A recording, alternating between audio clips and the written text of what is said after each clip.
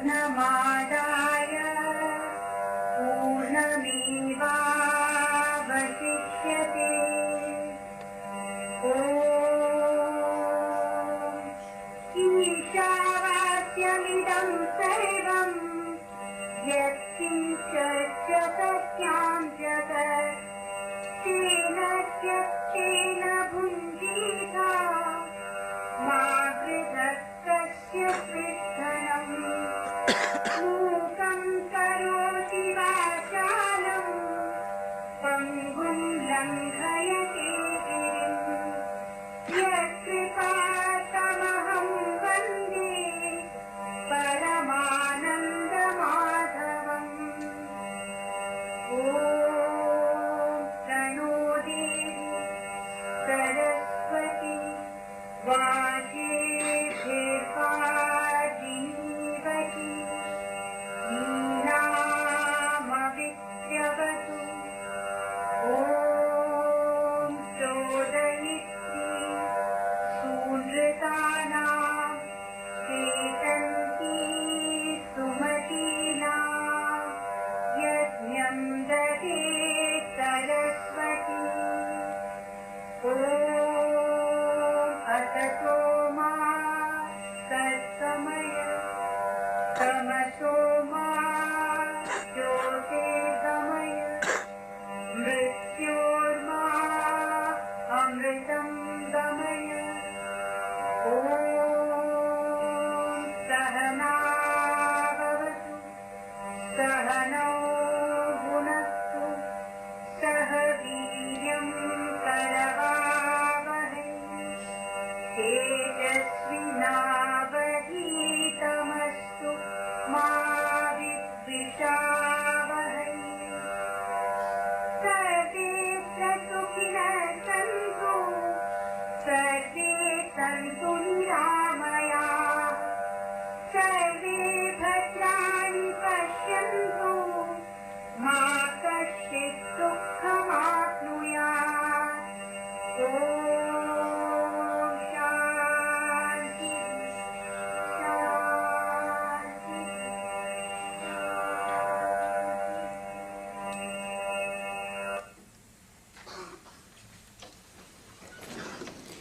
We'll now be going live on YouTube. Just bear for 2 minutes for with us.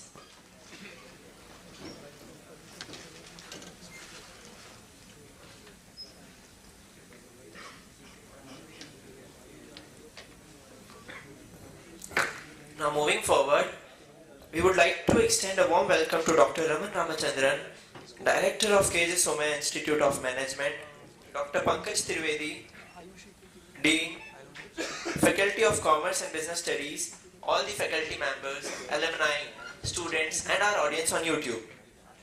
Investrix has been a legacy of KJ Somaiya Institute for over 3 decades, where we strive to engage in meaningful discussions and gain valuable takeaways from industry stalwarts.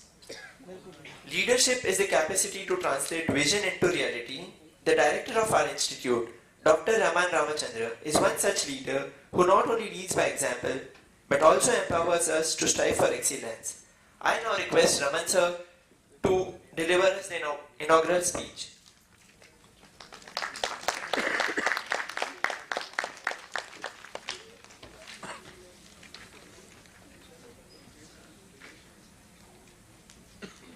Thank you and a very good morning to everyone here. Let me start by congratulating the members of the FinStreet, particularly Professor Trivedi and his team for organizing this great event. I was really impressed when I heard that this is the 35th year of this particular event. So for 35 years, we have been continuously kind of holding this event on an annual basis. And even more inspiring is the fact that this was actually started by a student like one of you, who now today, I think he obviously had the spark even in those days, is none other than Madhu Kela, a very celebrated person in the finance area. So, you know, it's really great to be here on the 35th year and give this, inaugurate this particular event. And the theme for this year is emerging markets, right? Investing in emerging markets. And India today has been an emerging market for more than a decade now, and many Indians and many foreigners have made institutional investors have become millionaires and billionaires by investing in this market, because as you have seen, the market has been continuously growing over the last several decades now. In addition to that, as an investor, one of the issues that many Indians have is that there are very limited opportunities in investment in India. So there is equity market, there is probably a couple of the others. But today, the interesting feature is that there are a lot more opportunities. So Investrix should also perhaps talk beyond just equity markets to also look at what are the other investment opportunities that exist in our market, and how do we start thinking about it, and how do as students start learning about this. To give you a quick, I'm actually after this going to moderate a session in another conference on, interestingly also the word emerging goes on that title, Emerging Ecosystem for Green Chemistry Startups in India. So I was looking at the startup ecosystem in India, and I don't know how many of you know that in 2023, startups in India attracted $42 billion in investment, right? And this is a growth from $16 billion in 2022. So that's a whopping amount that has been invested into the startup ecosystem.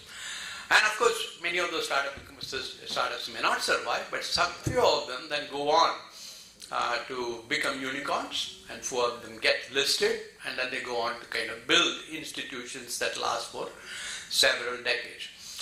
Any idea how many unicorns were there in India in the year 2023? What is a unicorn? Okay, yeah, so how many? I believe there are 83 unicorns in 2023. No, that's okay. 83 unicorns, there's one here also. 83 unicorns, but the good part is that there are 83 unicorns and they've been thriving. But the not so great point is that most of them are based on business model innovations and aggregation kind of thing, rather than technology-based and science-based kinds of innovations. And I think that's the next emerging ecosystem that's going to come. So as investors, we also need to learn about deep science, about technology, about how they can accelerate startup ecosystem. Last and perhaps most importantly, as all of you have been hearing, we are accelerating towards a $5 trillion economy and perhaps a $10 or $15 trillion economy. So we are likely to be in the top 3 wealthiest countries in the world if everything goes well in the next 10 to 15 years. I'm very bullish about it because I got into the business world when we were hardly a $1 trillion economy, right? And I've seen it over the couple of decades to become 2.5, and in the next 3 to 5 years become almost 3 billion. So the acceleration of our economy is happening much faster, and with the kind of infrastructure investment, the kind of transparency, governance, etc. I have no doubt that we will reach a $5 and a $10 trillion economy, which bodes very well for all of you youngsters, because you're the ones who are going to really contribute to this huge growth that's going to happen. You're the ones who will benefit from this huge growth. So take this opportunity, and I was really delighted to see a stellar group of people going to come and talk to you, right? Jim Rogers is none other than a legend. When I was living in Singapore in the 2001 to 2010, Jim Rogers moved to Singapore, and I remember that this was a huge event in the papers in Asia, because such a legend moving to Singapore, which was, and he moved to Singapore essentially to look at emerging markets in Asia Pacific. Yeah, so that's the kind of person who we're going to listen to. So I don't think many people in the world will get an opportunity to to hear people like this. We also have rock stars in the investment world, whether it is Swarup Mohanty, Prashant Jain, or Vishal Kapoor. And then we have, none other than Min's, one of the editors, Neil, who is going to come and moderate. So this is a great opportunity, and so please make the best of it. And I really thank the organizers for, bringing such rock stars and legends to our institute, because it really makes us proud to have them here, the fact that they're agreed. So to you students, make the best of it, really learn from this, It may not make much sense now, but let that sink, and I'm sure there will be a time very soon the dots will connect, and you will make the right decisions when it comes to investing and creating a future. So with that, thank you so much. Yeah, thanks.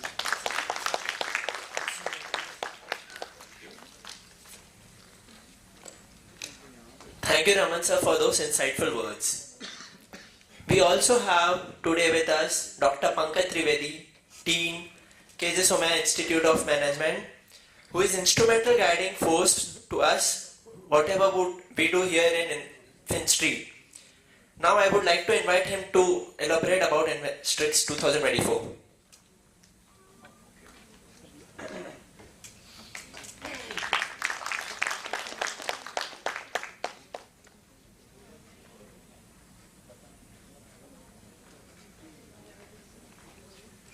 Good morning, all of you.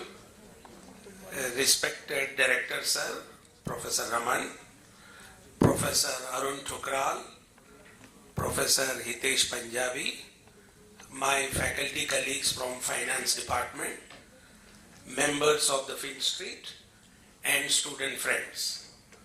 Warm welcome for our annual event Investrix. As Sir has already said, I have to repeat that Investrix we are holding since last 35 years, and every year it is becoming more and more rich, and this is because of contribution, effort taken by you people, that is students. Without student support this is not possible. Finstreet members are doing excellent job. As the time is passing, we are getting little outdated, particularly with respect to technology. But these students, they are techno-savvy, they are giving us a lot of support, and we are able to make this event better and better year after year. To make this event better, we are also getting support from industry. As the format of the event you are aware, we call people practitioners from industry, and they share their experience and knowledge with all of you with respect to financial market and investment in particular. This event is organized by Center of Excellence in Capital Market, which is a center operating in this institute since 2011, and the purpose, the objective of this center is also the same, disseminating the knowledge that is acquired either from industry or by research to the student. So this is for the benefit of the student. The theme of the Investrix this year is investment in emerging market. As Sir has already said, when you talk about emerging market, what is the first thing comes to your mind? To my mind, first country comes, and that is India. Because look at the progress that we have made. I'm not talking right from independence. Even in the last 2 decades, excellent progress India is able to make. Right? There were many economists, they were skeptical that India cannot reach 7% growth rate. But average growth rate is exceeding 7%. And it is continuing for next decade also. So why it has happened? Because of the rational policy decision, because of the development of industry, agriculture, infrastructure, human resource, financial market, international policies, international relations, many things. You can keep talking on all these issues. So this has made our country one of the top emerging nations in the world. Along with us, there are a few other countries also. They are competing with us. And at such time, the global investor will have a question: where to invest, how to invest, how much to invest, and more important is when to exit. So these are very critical questions, these are very critical issues. And to get insight into these issues, we have called none other than Jim Rogers, who is going to join online in a few minutes from now. And in the second part of this event, there are three industry stalwarts which Sir has talked about. They will also give you insight into this problem. So friends, I am sure at the end of this event, you will have good takeaways. And thank you very much for this. Thank you.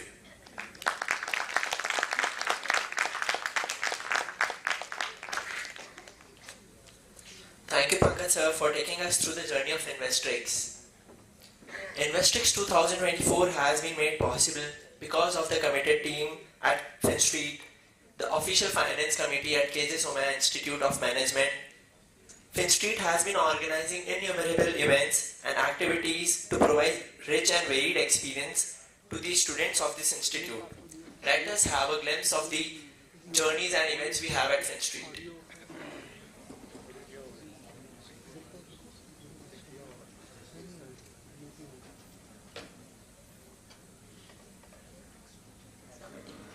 The seed idea was to bridge the gap between industry and academic curriculum through effective delivery of knowledge-oriented sessions and events by a network of highly motivated members and renowned industry experts. The committee's history goes all the way back to the inception of the college, and currently it's flourishing under the guidance and leadership of Dr. Pankaj Trivedi. The committee has been expanding in scope and its influence and activities year after year with new initiatives such as magazines, journals and publications. Finley, a monthly magazine covering sector analysis, company analysis and person in focus. It has one of the highest readerships among all the monthly magazines across B schools in India. It is currently running its 128th edition as of January 2024. The FinStreet Journal, a weekly newsletter helping readers stay updated with the recent financial information and analysis on various parameters like macroeconomic indicators, corporate earning and market overviews. It is currently running its 178th edition as of January 2024. The FinStreet Stock Overview, a bi-weekly publication which is comprehensive and succinct analysis of a company's stock listed on the stock exchange, providing the reader with a tool that can support in making investment decisions and subsections like business descriptions, investment summary and shareholding pattern. Currently running its 27th volume as of January 2024. We also cater to the finance enthusiast by organizing events like Finzomania, an intra-college business quiz that tests participants' financial and business knowledge, Lock Stock Trade, an inter-college virtual trading competition with real-time stock quotes, Abhigrahan, inter-college merger and acquisition warfare, which tests participants' valuation and negotiation skills, equity research competition, inter-college event where participants come with their analysis of listed companies. Now let's talk about Investrix. Each year, we bring trending themes like investment opportunities in emerging markets, resilience of investors who seek a balance between growth potential and risk mitigation with renowned speakers like Jim Rogers, American investor and co-founder of Quantum Fund, Swaroop Mohanty, CEO, Mirai Asset Investment Management India Private Limited, Prashant Jain, founder and Chief Investment Officer of 3P Investment Managers, Vishal Kapoor, CEO, Bandhan AMC Limited, and Neil Gurate, Deputy Editor, Mint, for corporate panel discussions where experts from the global financial industry come together on one platform. Today, we welcome each and every one of you to Investrix 2024. With an august gathering of industry experts, we will be enlightened on the theme of investment opportunities in emerging markets. Indian equities had a stellar run for much of 2023, with Nifty embarking a remarkable ascent starting the year at around 16,800 points and crossed levels of 21,000 points, an all-time high by early December 2023. This remarkable 31% surge was fueled by a confluence of factors. Equity markets worldwide rallied with government stimulus to the economy and businesses to guide them through the geopolitical tensions.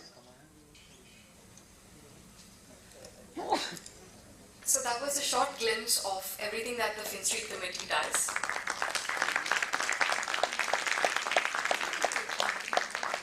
So let us now begin with our sessions for the day. It is an honor to kickstart the event with our very first session of the day, as our very own FinStreet students will have an interaction with our chief guest, Mr. Jim Rogers.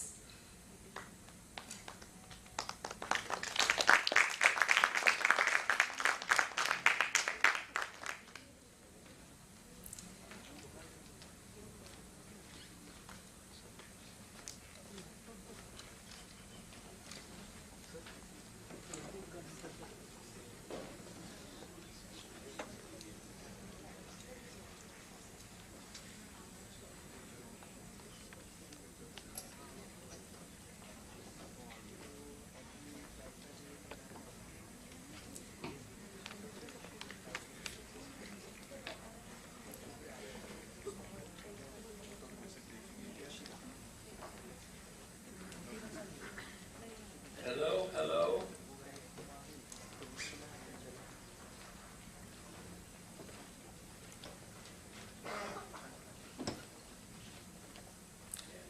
Good morning, sir.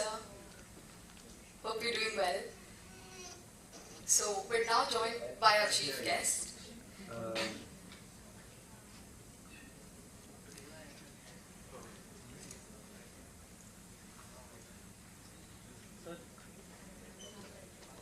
I'm sorry, I cannot hear anything.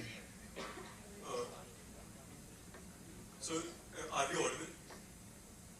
Sir, Little loudly. Speak little loudly. good morning, sir. Are we I audible now? don't hear anything. I'm sure there's something wrong. Just a moment, sir. Are you there? Yes, sir. Are we audible? Now I hear you. I All hear right, you. all right. Yes, I hear you. Good morning. Good morning, sir. Thank you for joining us, sir. So, introducing our chief guest for the day, Mr. Jim Rogers is an author, financial commentator, adventurer, and successful international investor. He has been frequently featured in the Washington Post, Barron's, Forbes, the Wall Street Journal, to name a few.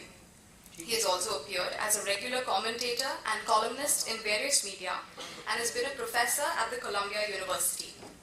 After attending Yale and Oxford University, Mr. Rogers co-founded the Quantum Fund, a global investment partnership. During the next 10 years, the portfolio gained 4,200%, while the S&P rose less than 50. Mr. Rogers then decided to retire at the age of 37, continuing to manage his own portfolio. He also kept busy serving as a full-time professor of finance at the Columbia University Graduate School of Business. In 1990-1992, he also fulfilled his lifelong dream, motorcycling 1 lakh miles across 6 continents, a feat that landed him in the Guinness Book of World Records. Now, as a private investor, he constantly analyzed the countries through which he traveled for investment ideas, and he chronicled his one-of-a-kind journey in his book, Investment Biker: On the Road with Jim Rogers. We welcome Mr. Jim Rogers as he joins us today via a video conference. And I now welcome Ritvik Shah, Pragya Jain, Krish Kogri from the FinStreet Committee to carry on the discussion. Thank you. Thank you. Hello, sir. I hope I'm audible. I'm really just a simple person. Hello, sir. I can't stress enough when I say that it's been a great honor for having you here. And thank you for taking out your time to have a conversation with us.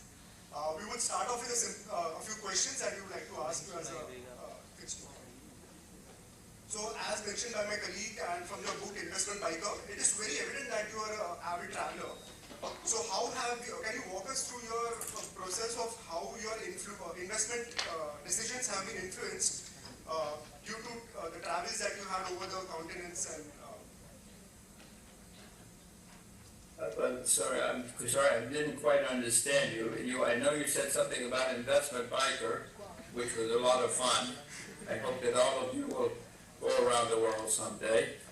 I've done it twice, as you know.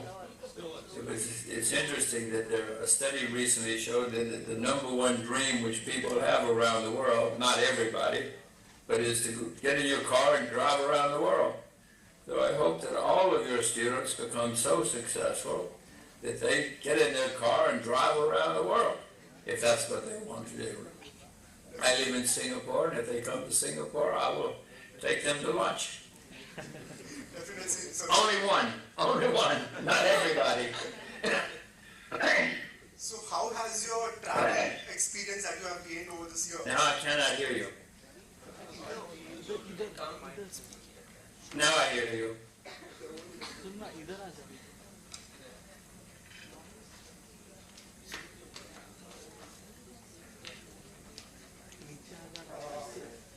I hope it's... I hear you. I hear you now. Yes.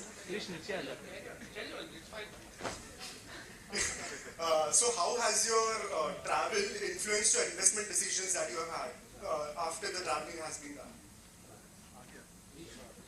Well, just to finish the trip, when I was traveling around the world, because of who I am, if I would see something interesting in a country or anywhere, I would stop and make an investment if it was a good investment, if I thought it was a good investment.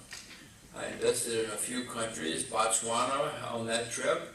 I didn't know much about Botswana, but when I crossed the border down in southern Africa, I knew that this country was different from other African countries. Everything was efficient and quick. And so I did some research. I went to the stock exchange, and I bought every share on the stock, shares in every company on the stock exchange. But don't misunderstand, there were only 6 companies at the time, but I bought shares in all 6. So, but if I saw something interesting when I was traveling, and I still do, because of the nature of my background, I would stop and do some research and make an investment. And I must emphasize to everyone, please do not invest without doing research. I know your institute is a well-regarded institute, and you have good teaching and good professors and good students. So I hope everybody knows you should do research before you invest. Sorry, I meant more than you wanted to hear. No, that was perfect, sir. We would like to elaborate if possible also. We would love to hear your experiences and journeys. Well, I grew up in a very small village in the backwoods of a small southern state. I grew up in Alabama, which is one of the lesser developed American states, in a very small village. I grew up in a place where my phone number was 5. That's not a typo. That's how the phone number was, just number 5. That's all it was. It was pretty simple in those days. So when I went to college, I was a little bit confused. I was in over my head, but I worked hard, and when I found the investment business, I fell in love with investing. I thought I'd been planning to go, like many university students. Didn't know what I was doing.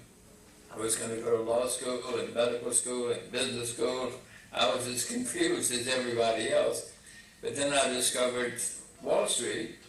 I fell in love, so I went to Wall Street as quickly as I could. Loved every minute of it. Worked all the time, but I didn't consider it work. I thought it was fun. I thought I was having fun. Other people thought I was working, but I was just having fun. Couldn't get enough of it. I loved finding things that were cheap, where there was positive change taking place, and I would make investments. Again, it was so much fun for me. But I always had this dream, having grown up in this small village where my phone number was 5, I always had this dream to go around the world, to see the world. And I loved motorcycles. It was a wonderful adventure. So my dream was to get on a motorcycle and go around the world. I mean, I look back, many people thought I was crazy, especially on Wall Street. They said, what's wrong with this guy? He's going to quit and go around the world on a motorcycle. He's good, he's making a lot of money. Is he crazy? Maybe I was crazy, but that's what I wanted to do, so I did it. I'm not sure I answered your question, but I was trying to explain, how all this happened. Yes, sir. Definitely, you answered the question. So just wanted to add that during the recent Davos summit that is going on, the RBI governor has recently stated that India is going to grow at a rate of 7% GDP over the next year. Do you think that will translate to the stock market as well? Or are you not so sure that the GDP growth is going to translate to the stock market growth? Well, again, I'm having a little trouble understanding, but I know you asked about India or said something about India. You know, in those days, I doubt if you all will remember, most of your students are too young, but India was not a great capitalist country in those days. I love India. I tell people many times, if you can only visit one country in your life, it should be India. It is fantastic. The food, the man-made sites, the natural sites, everything. The women win the beauty contest. There are many very smart people in India. So if you can only visit one country, it should be India. But in those days, India was not quite such an open and entrepreneurial or capitalist country. It was quite the opposite. But then, I remember India started opening up, and they started privatizing companies. Unfortunately, the first time they only capitalized one company, and it was a bakery. Well, that's a start, but it was not a very promising start. But now, as you all know, India develops many fabulous capitalists, many, and they're all over the world. Part of the reason many of them left India because they didn't see great opportunities in India. I think that's different now. So now, the Indian stock market is one of the world's most interesting and important stock markets. It recently made all-time highs. So things have changed dramatically. I know most of the students were not born back in those days, the early 90s, when India was not such a great capitalist country. But now, I think all over the world, people know India, admire India, investing in. So for me, I like to buy low and sell high. The problem, of course, is knowing what's low and what's high. But I do know India is at all-time highs now. It may double. I have no idea. But I doubt if I would be investing in India anytime soon. If you collapse, if something goes wrong in India, if something goes wrong in the world, I assure you, I will be watching, and I will probably be acting, because there are lots of incredibly smart men and women in India, and as you know, some incredibly smart entrepreneurs in India. In the past, you had to be friends with the government, and I guess you still do to a large extent, but there are some great, great success stories in India, and I presume there will be many more. And I guess some of them will come from your institute. Definitely, sir. Thank you. Sir, I understand that you follow a very top-down approach during your investments. And now that we're talking about economy and India in particular, I would like to touch upon certain sectors, and commodity being the sector in particular that I want to talk about. So it has been a sector that has been personally difficult for me to understand. And you being a commodity expert, I would like to know that how do you gauge the cyclicity in this sector, and how do you, what is your process to understand what are the undervalued commodity stocks that are around? Well, if you can answer that question, we'll all be very rich. You know, that's the main question that we all have. There are many ways to make money in markets. I have met people who do. I know people who are short-term oriented. If they buy a stock, if they own it for a day, it's a long time. I'm quite the opposite. I'm not a trader. My way is to try to find something that's cheap, and if it's cheap, it's probably ignored because nobody cares. If I can find something that's cheap, and there's a positive change taking place, that's the important word, a positive change. It's cheap and change, I guess, is my approach. If I can find a positive change, and I do research and find out that it's real and that it's going to go on a long time. I repeat, I'm not a good trader, I'm not a short-term trader. I like to buy something that's going to change for a long time, and then I will buy. And I hope I can own it a very, very long time. Now, I'm lazy. If I find something, I don't.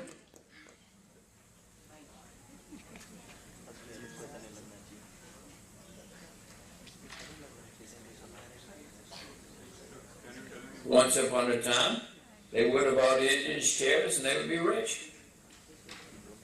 So just to follow up,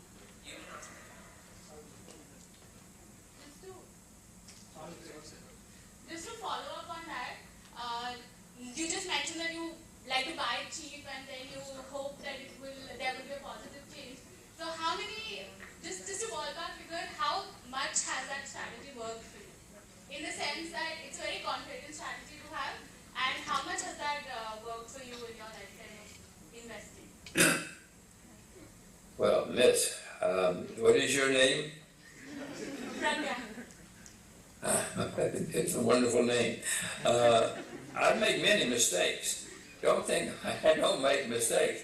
I can tell you about many mistakes. You want to hear about my first wife? What a horrible mistake that was. What a terrible mistake. So I make many mistakes in the market and out of the market. We can talk a lot about mistakes if you want to. In my early days, I had some great successes, but then I had great mistakes after because I didn't know about markets. I knew about analysis and I could figure out the companies, but I didn't factor in and didn't know that the markets were made up of lots of people, some of whom, many of whom, did not know what they were doing.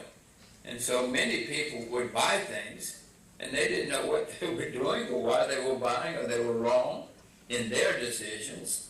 So that would make me wrong in my decisions. So I had to learn about not just analysis, not just figuring out companies. I had to realize there was a market out there, and the market had millions of people, many of whom didn't know what they were doing. Some of whom knew well what they were doing. But the problem is, the market doesn't care whether you're right or wrong. It cares whether the other people are right or wrong too. So I had to learn about trading, which I didn't know about. I didn't know about the emotions or the approaches of many people in the market.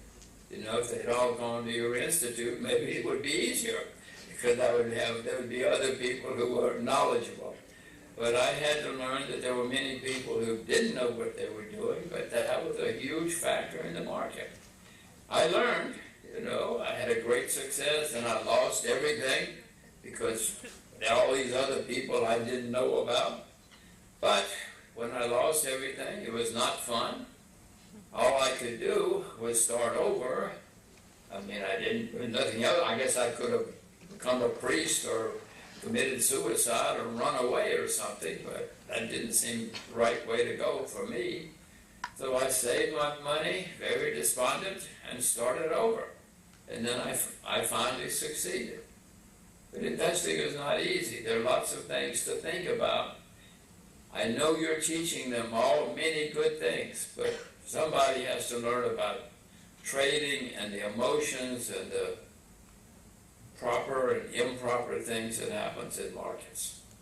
I wish this were an easy way to make money. You know, people read in the magazines about somebody who's a successful investor and they say, I can do that. I could have bought Apple. I knew Apple was going to be good. If that's the case, why didn't they buy Apple? You know, back in those days when Apple was selling for nothing. So it's a very hard way to make money. At least it is for me. Has been a hard way to make money. But if you are good at it and if you love it, you might make a lot of money and be very rich. So we all know that you have been bullish on the Chinese economy over the long term. But what are your opinion now when there are demographic and environmental and bankruptcies that have been happening in the property markets of China. So what are your opinions of Chinese economic model? Well, that's an extremely good question. See, it's a good institute. I can see why your institute is well regarded. In my view, China is going to be the next great country in the world, but that does not mean everything is great every day, every week, every month. America became extremely successful in the 20th century, the most successful country in the 20th century, but, oh my gosh, we had many problems. We had a horrible civil war, we had many depressions with a D, we had many bankruptcies, fraud, many problems. But we became extremely successful. That's going to happen in China. That always happens in every country. England became successful. France once, Spain once. They all had great problems along the way. India is going to be very successful. But you will have problems. I promise you, you will have problems. Now, the thing you have to worry about is when the problems arise, you have to do more research to find out if you're in the right investments. Because just because you're in the great country of the world, that does not mean you will be successful. You know, many people failed in the U.S., many people went bankrupt in the U.S., even though we became extremely successful. That will happen in China. And now that India is on its upward trajectory, it's going to happen in India too. There will be failures, there will be mistakes, there will be lots of failures. So don't worry. What you have to do is learn to be sure that you are doing the right thing, and then you stay with your investments and you live through the bad times. I wish this were easy. My gosh, I wish this were easy. I wish I could be lucky. Oh my gosh, don't count on luck. If you think investing is a matter of luck, you should not be investing. Investing is a matter of doing your research, knowing what you're doing, and making the right decisions. Yeah, luck has a factor, but if you count on luck, you should go to the casino, not to the stock market. I'm sorry, did I answer your question? Yes, you did, sir. Thank you, sir. I would just like to ask for a small piece of advice. As many of us are MBA students, we would all be starting our careers soon. So are there any core principles that we need to keep in mind while investing and wealth creation? Because most of us are going to start our careers now. Wait, I'm sorry, I didn't quite understand. As most of us are MBA students, we would be starting our careers soon. So just wanted to know if there are any core principles that we need to keep in mind for wealth creation and investment. Yeah, the main core principle is don't invest unless you know what you're doing. Do your research. I know you teach them how to do research or how to analyze companies. I cannot emphasize how important that is. You should not, unless you're a good short-term trader, and there are people who can do trade. I knew a guy once who was brilliant at trade. He didn't know what the companies did. He knew IBM was a big company. He knew it was an important company. He didn't know much about what IBM did. He didn't care. But he could trade the stocks. He could trade the stocks like nobody in the world. So unless you're a great short-term trader, my advice, my single advice is do not do anything unless you know a lot about what you're doing. Everybody in your room knows a lot about something. That's where you should be investing, whether it's sports, cars, fashion, whatever it is. Stay with what you know. Stay with what you know. If I told you you could only have 25 investments in your life, you would become very successful because you would be very careful about what you invested in, and you wouldn't jump in and out of something from somebody you saw on television or the internet or something. So if you stay with what you know, you're ahead of everybody already because you know a lot about it. I don't, they don't, we don't. So if you stay what you know, you're going to be very successful. Now, some people will say, "Oh, Jim, that's boring." Well, if you want to be successful, be boring. You know, when you go down to the restaurant on Saturday night, if you don't have some stock that's hot and exciting and everybody's talking about, don't worry. Don't worry. They are going to lose money. You're going to make a lot of money if you stay with what you know. And I cannot emphasize how important that is, even if it's boring. Do it.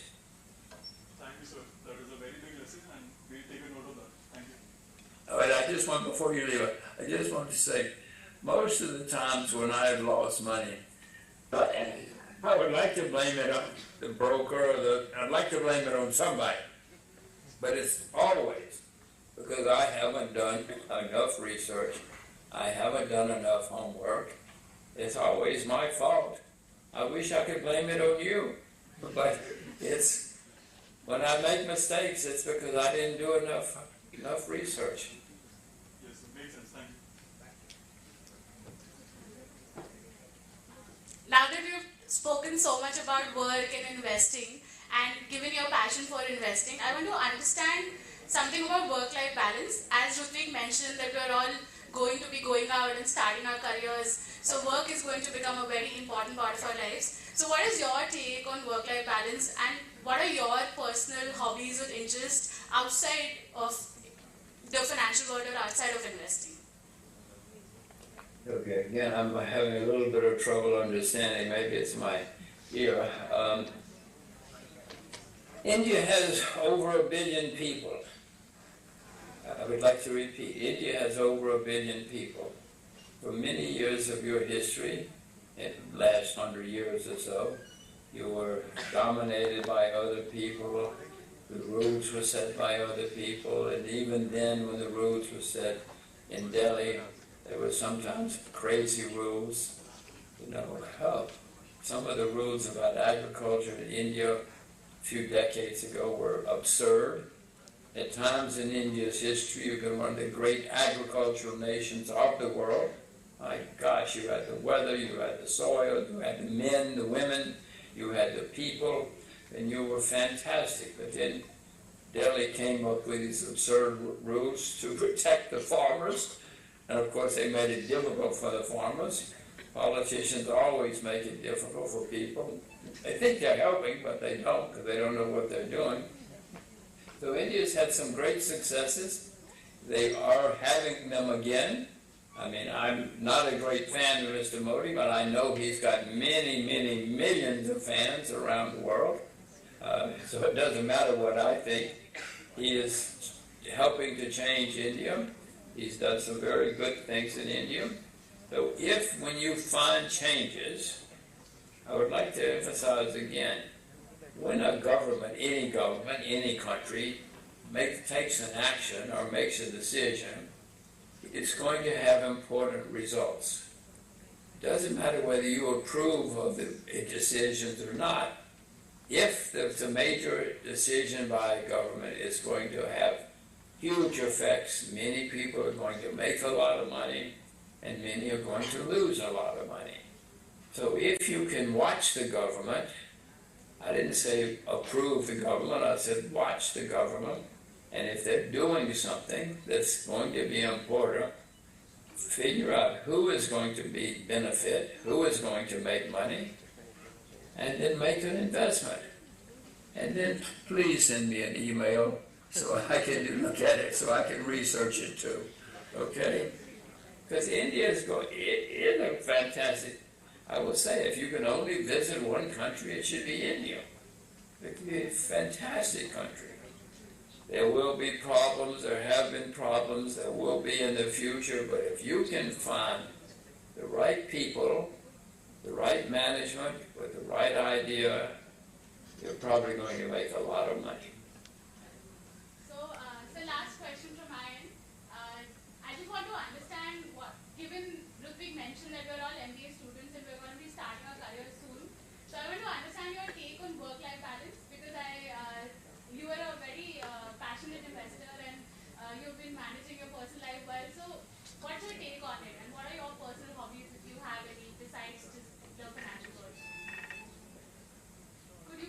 if I understood you, one of the things I look back on my life, I loved it. I never knew how much I loved.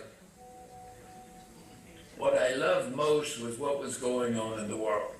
I loved knowing about the world and knowing what was happening and what was changing. That's one of the reasons I went around the world twice, because I wanted to see the world and see what was happening in the world. I'm sure my children someday are going to say, why did you go around the world twice? Why didn't you stay working? We would have more money if you had not gone around the world. But I loved to know it was my passion, to love what was going on in the world, to know what was going on in the world. So I wanted to see the world, but that applies to the investment world too. I was very excited and passionate to know what was happening. And if I could find things where there was big changes taking place, and it was cheap, I would do a lot more research, and I would make a decision, and I would invest. Many times it was right. I was successful more than I was wrong. That's the key, to know what you're doing, and then do more research. It's very important. I will say it's very important to do research so you know what you're doing. And if you love it, then do it. You will become very successful. I knew many people when I started out, schoolmates, college mates, who went to Wall Street too because they thought it was easy to get rich, but they didn't love it.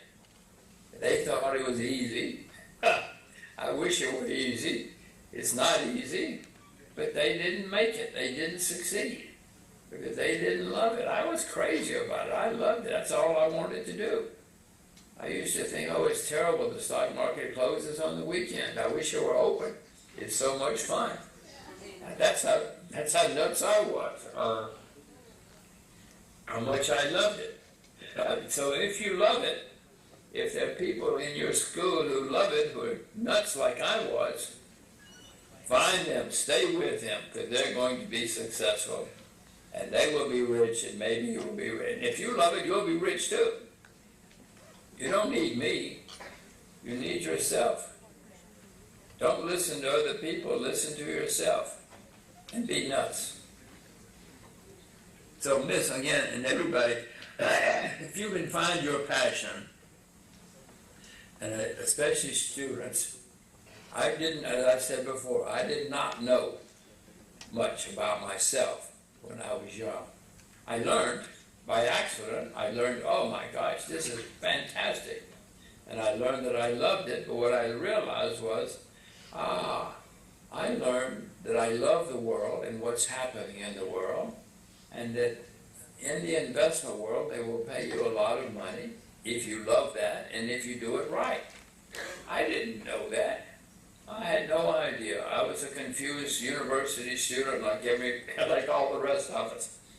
But if you can find that, whatever it is, if you want to be a gardener, your parents will say, what?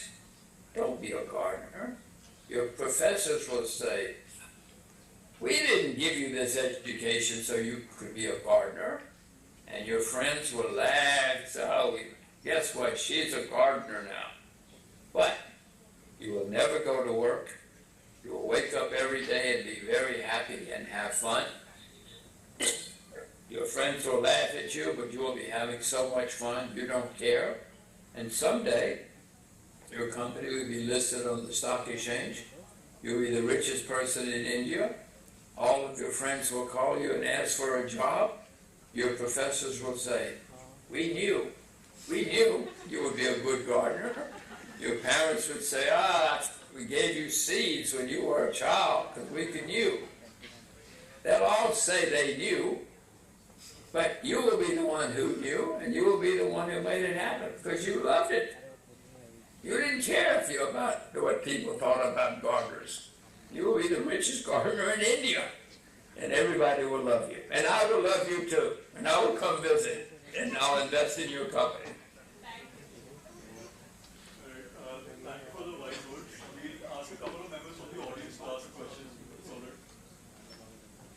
Of course it's all right. That's why I'm here. And by the way, I was once a student, and I love students, so.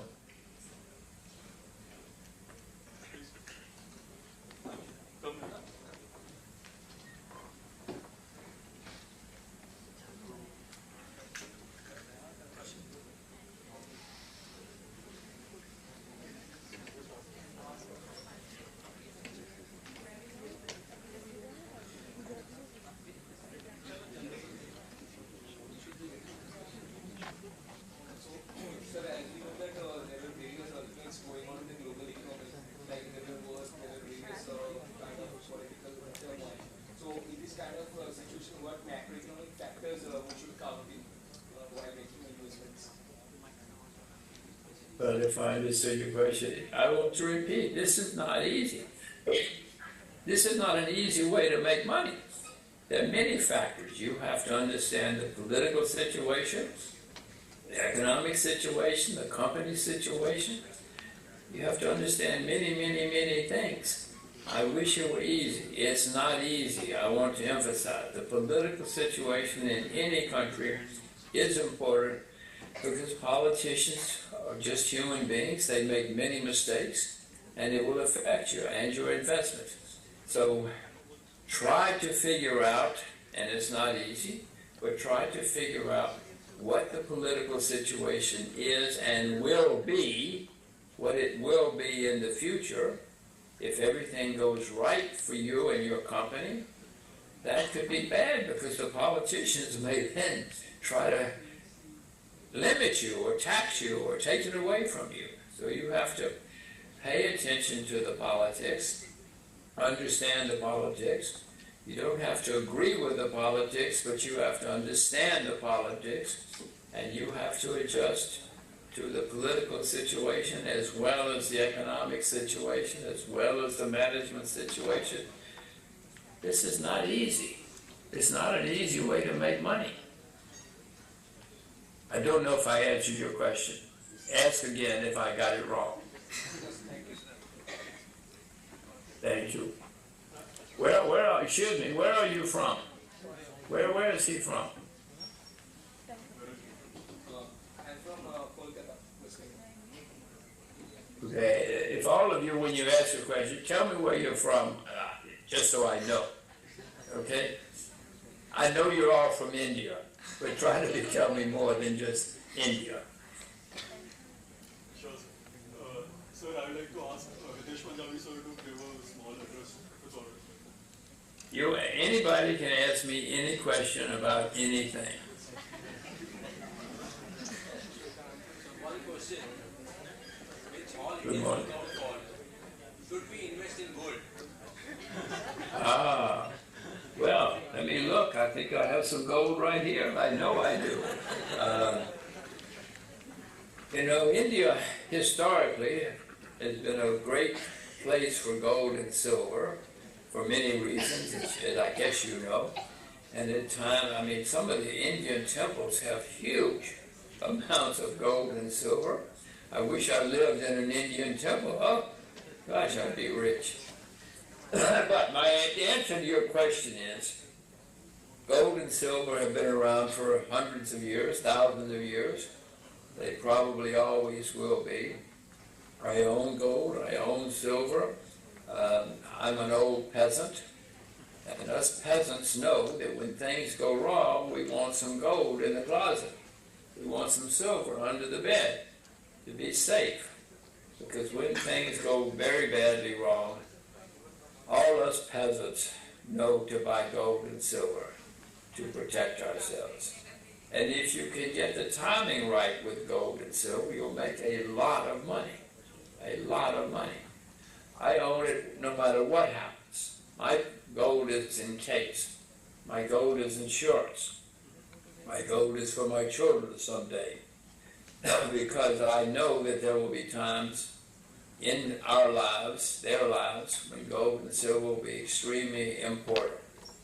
So everybody should own some gold and silver. Go down to the markets in India. Oh my gosh, there's so much gold and silver in India. It's amazing how much gold and silver you have. And you know why? India's been around a long time, And you know what a lot of other countries don't know. But please, yes, own some gold and silver as insurance, if nothing else. But then, if you're good at market timing, you will know when to buy a lot of gold, you will know when to buy a huge amount of gold, and you will make a lot of money if you know timing. I'm not good at timing. I don't care too much about timing of gold. I'm always going to go own gold, no matter what. So yes, you should own some gold. And if your grandmother's alive, go see your grandmother. Ask her about gold and silver. She knows more about gold and silver than most people do. Thank you, sir, for providing all valuable inputs and your time for our students. Nice advice what you have given to students. Do research, follow your passion, you will make money in markets. Thank you, sir, for joining us for a year today. Well, thank you very much, but I want to say to the students and to you, figure out your own way, and then you will be successful if you invest in what you know about. Sir, looking forward to you on a motorbike in India. Well, I have motorcycled around India before. It's a phenomenal country. You know, no matter what in India, every 5 minutes something is different. The people, the man-made sites, the natural sites, the animals. Oh my gosh, what a country. The food, the languages, the religions, unbelievably beautiful women, smart guys. The Indian women are always winning beauty contests. I mean, what a country, what a country. Thank you, sir. Thank you.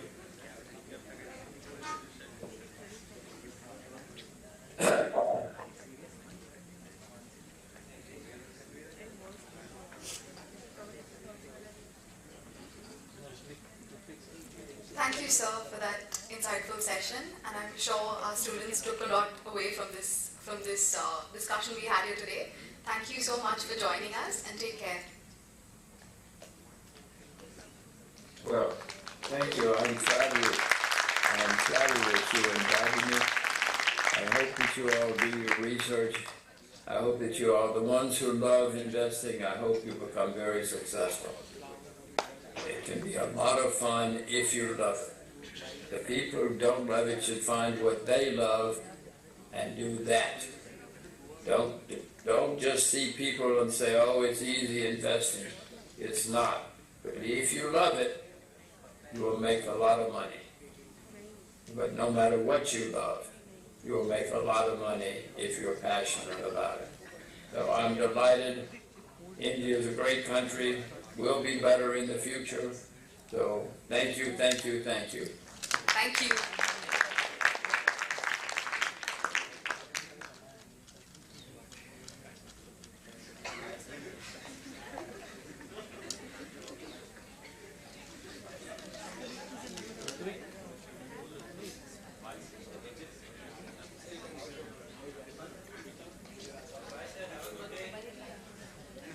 Thank you, you too. And India is a great country. As long as you do what you love, you'll be phenomenal. It's got a great future. Even with your politicians. Thank you.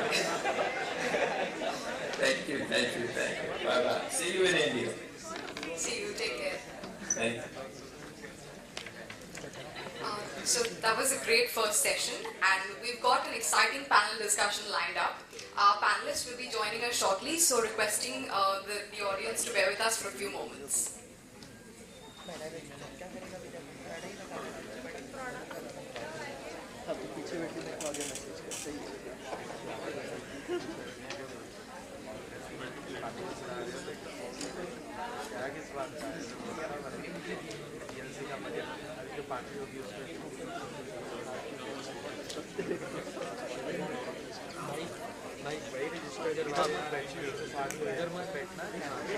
हाँ उस तरफ ठीक है ना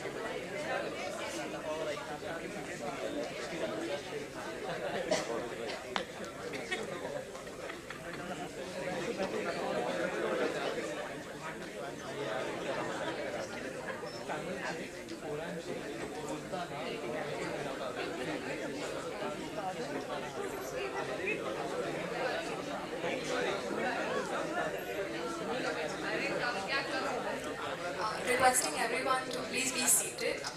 Our guests have arrived.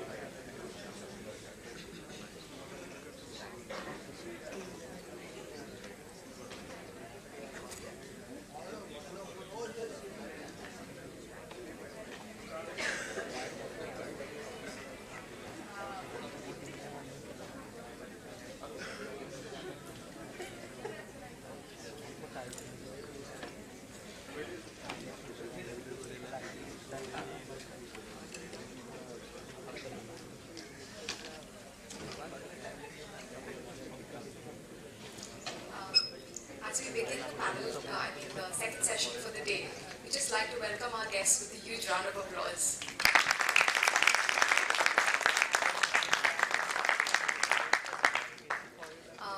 I know we've taken our seats already, but I would request our esteemed panelists, Mr. Prashant Jain, Mr. Swaroop Mohanty, Mr. Vishal Kapoor, and Mr. Neil Borate to kindly join us on the dais.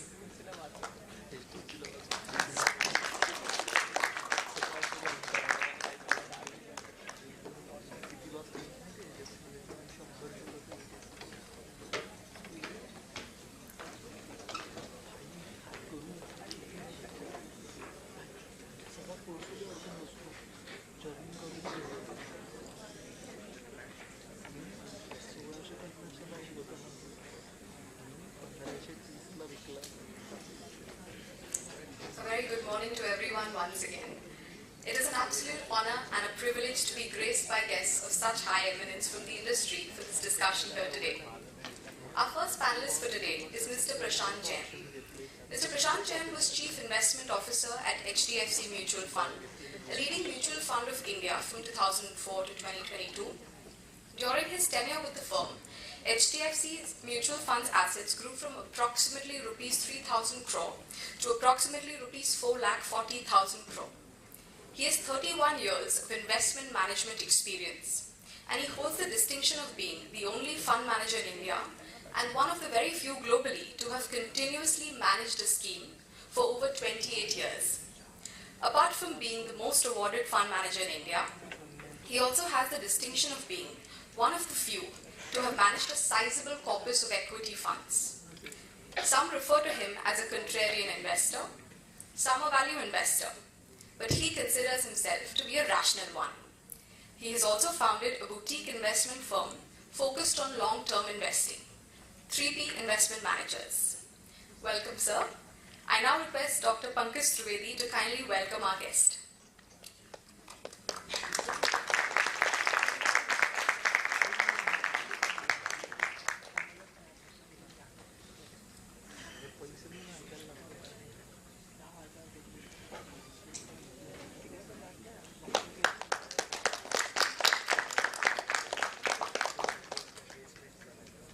Thank you, Pankaj, sir. Next, we are joined by Mr. Swaroop Mohanty.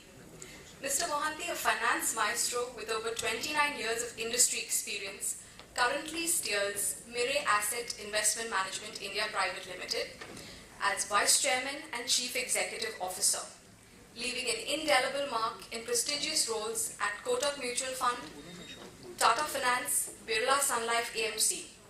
With over 2 decades spent in asset management, Mr. Mohanty, a PGDM holder from Ford School of Management, leads Mirae Asset Investment Management to new heights, showcasing his wealth of experience in financial services.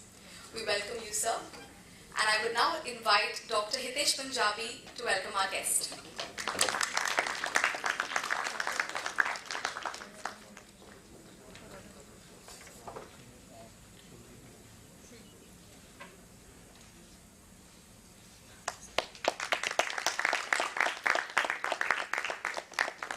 Thank you, Hitesh, sir. We also have with us today Mr. Vishal Kapoor. Mr. Vishal Kapoor has nearly 3 decades of rich experience in financial services across businesses including asset management and banking, with a successful track record of building strong teams and sustainable businesses. Prior to joining Bandhan Asset Management Company, Mr. Vishal Kapoor worked with Standard Chartered Bank as the Managing Director and Head of Wealth Management.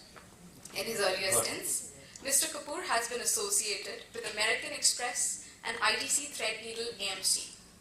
He has also been a member of several industry working groups constituted by regulators and industry associations. He currently serves as a director on the board of the Association of Mutual Funds in India. He chairs AMFI's Standing Committee on Mutual Fund Distributors. He is also a management graduate from the Indian Institute of Management, Ahmedabad. We welcome you, sir. I now request Professor Arun Tukral to kindly welcome our guest.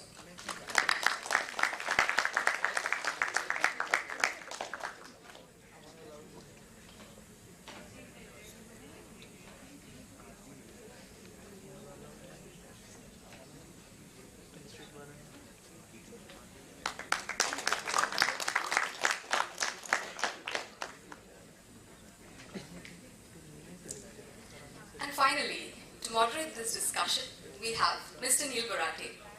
Mr. Neil Borate currently serves as the Deputy Editor and heads the personal finance team at LiveMint.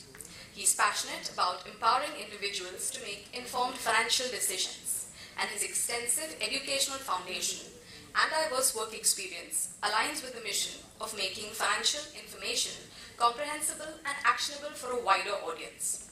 He has also co-authored a book titled The Big Bull of Dalal Street, and it chronicles the life and investment journey of renowned investor Mr. Rakesh Jhunjhunwala. Additionally, he's also very active on LinkedIn, and Mr. Borate and his team cover a multitude of areas within personal finance. So it could be as simple as tax planning for salaried citizens and people like us who will soon join the workforce, and also things like investing for NRIs. How do they really take part in the stock market and set up their own accounts?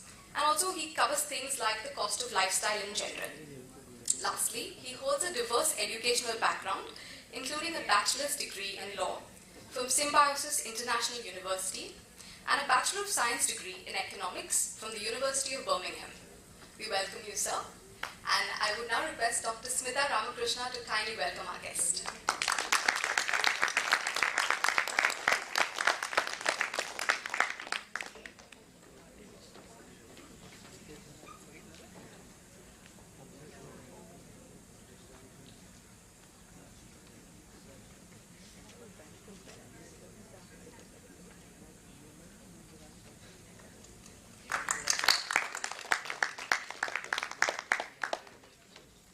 Thank you, Smita ma'am, and I would like to thank all the faculty for kickstarting this session with a great welcome.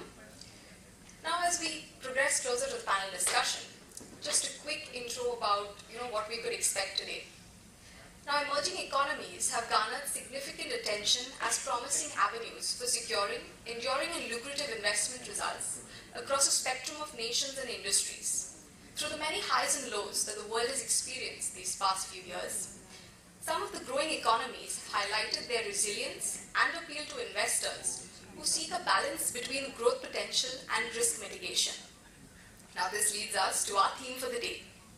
We present to you investment opportunities in emerging markets.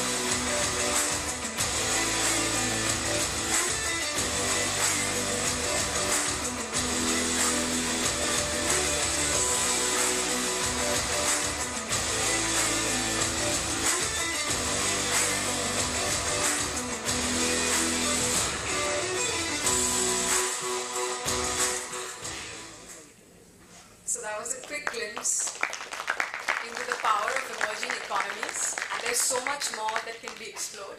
And I'd now like to request Mr. Neil Borate to kickstart the discussion. Thank you.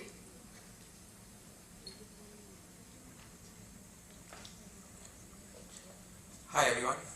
So before we start, let me have a quick show of hands. How many of you guys invest in stocks? I'm saying stocks, not mutual funds, stocks. Directly in stocks. Okay, so most of this room. How about mutual funds? Oh, splendid. So most people seem to do both. When you do invest directly in stocks, one question you should ask yourself every year is, have you beaten the fund managers? Have you beaten the professional guys doing it? It takes a bit of effort because most brokers don't give you XIRR and things like that, but I'm sure in Excel sheet it can be calculated. So as you sit here, contemplate if you've beaten the various fund houses represented in this room today. Now, before I get into my first question, I just want to take a minute to think about how things have changed and how lucky all of us in this room are, but particularly you guys, because you're starting out with your investing journey with an incredibly clean, efficient, technologically smooth investing process. Right? You have a mutual fund industry that doesn't require you to fill up long forms and courier it and have it in duplicate and send checks and then get your fund units, your stocks. Those kind of things, just 10, 20 years ago they prevailed. There were bad signatures.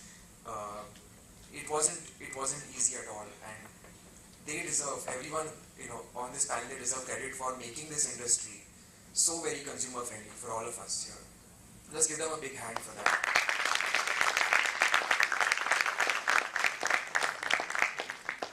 So with that, let me ask both Swaroop and Vishal about what it is that has gotten the mutual fund industry to its current size of 50 lakh crores. It's no joke, 50 lakh crores.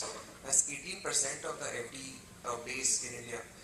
So what are the 2 or 3 things that really change the fortunes of the industry? Vishal, would you like to go first?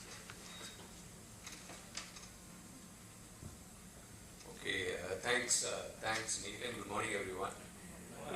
I can only merely attempt to sort of unravel this, because if we look back at the mutual fund industry, like Neil mentioned, we just crossed the milestone of 50 lakh crores. This industry in 2002 hit 1 lakh crore. So in, or rather, 20 odd years, we've grown from 1 lakh to 50 lakh. So obviously at any rate of compounding that you can imagine, this is extremely impressive. And I would argue that really makes for a full-fledged case study rather than just a quick overview of a discussion. But if I were to think about some of the pointers, and of course, Prashant and Swaroop have got a lot of experience in actually having done this. But to me, if we were to think about what stood out, 2-3 things. First is, I would say, delivering on the promise. And delivering on the promise is not an easy thing to do for an industry over 20-25 years, because that needs a lot of a partnership between the regulator, between the constituents through AMFI in this case, as well as the entire stakeholders, the media, the distribution community, the tech providers, etc. So it's been a great partnership. Because something like this, big change like this will not happen alone. It has to be teamwork. And I think what stood out to me was the incredible partnership between the regulators, the industry bodies, as well as all the stakeholders. And of course there were crises, there were points of fragility, but the industry's ability to come together and resolve it in a manner where the customer did not suffer. I think that helped us continue the trust and therefore the ability to deliver on the promise. Yes, there were, during these periods, keep in mind, there were very, very large global events like the global financial crisis, 2008, the tremble in 2013, the COVID period where suddenly everything froze. Yet, a mutual fund customer was able to access and withdraw his or her funds right through this period. So these are some of the things I think were quite pivotal. The second I would say is, a single consistent, or not just one single, but a few consistent messages. And consistency is the key here. So whether it is an innovation like SIP, which effectively is making saving a habit. When we started, saving was not as much a habit as maybe it is today, where you fundamentally all of you will hopefully understand that why it is important to just keep a slight part of your, or hopefully a bigger part of your salaries when you get employed into a savings pool and let that grow through a efficient product like a mutual fund. But that was not the case 20-25 years back. So the entire industry, the ecosystem, just coming together with a product like an SIP, coming together with a campaign like Mutual Fund Sahi Hai, and speaking in one voice. I think that was remarkable. So even today there are SIP campaigns because we just still scratched the surface. It's not like we've really achieved a lot. We've done well, 1 to 50 is great, but we all think that there's a lot of headroom for growth even now because we're just getting started. So consistency in communication and just speaking with one voice across the entire ecosystem to me is another big factor. With that, I'll request maybe Swaroop to build on.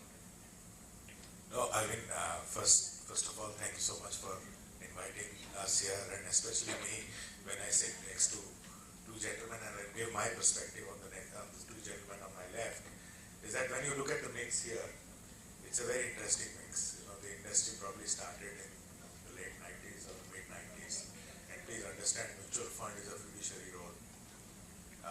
We get this great fortune of managing the trust, and it's a business of trust, right? Trust to safeguard somebody else's hard-earned money, and it's a business of building track record. And when you say that, it is core of the business is fund management. all mutual funds are called XYZ investment managers, XYZ fund manager or whatever. It is not called XYZ sales manager. Okay, that's the core of the business. And when you look at the first gentleman on the left, he personifies the track record of this industry. Right?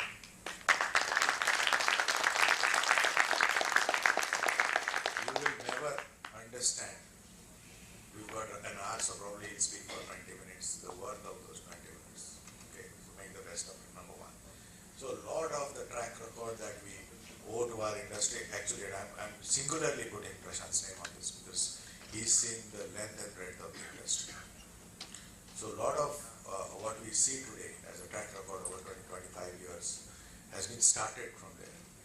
Vishal, first generation mutual fund person, IT friendly, right? And from then on, he went to join an organization which printed the first visiting card called Investment Advisor in India. Yeah. So that's the two of you. And I started mutual fund sales. I'm a sales guy, okay? They are the core of the business, yeah. And so 2-3 things. When you start, I think Vishal talked about track record. It's a business about building track record. And it's a business about accepting the reality of the underlying. The underlying of India is very, very dynamic. When you look at, a generation gap, my father always felt there was a generation gap between him and me. But the generation gap between me and you, my son is 25, so you guys are the same age, is actually real. Between my father and me, the economic condition of this country dramatically changed. My father came in a very different country, economically poor, so his approach to investing was very secure. So there was the fixed income, sort of, or fixed asset kind of investing. As it came to me, my lifestyle also changed, so my needs also changed a bit, but I could not get over the hangover which my father had. My father was paying for his car finance loan post his retirement. Second-hand car, let me tell you. But cut to my son, it's a different world. So today when you look at investing in India, let's divide India into two parts. It used to be before Christ, after Christ. It is before COVID, after COVID.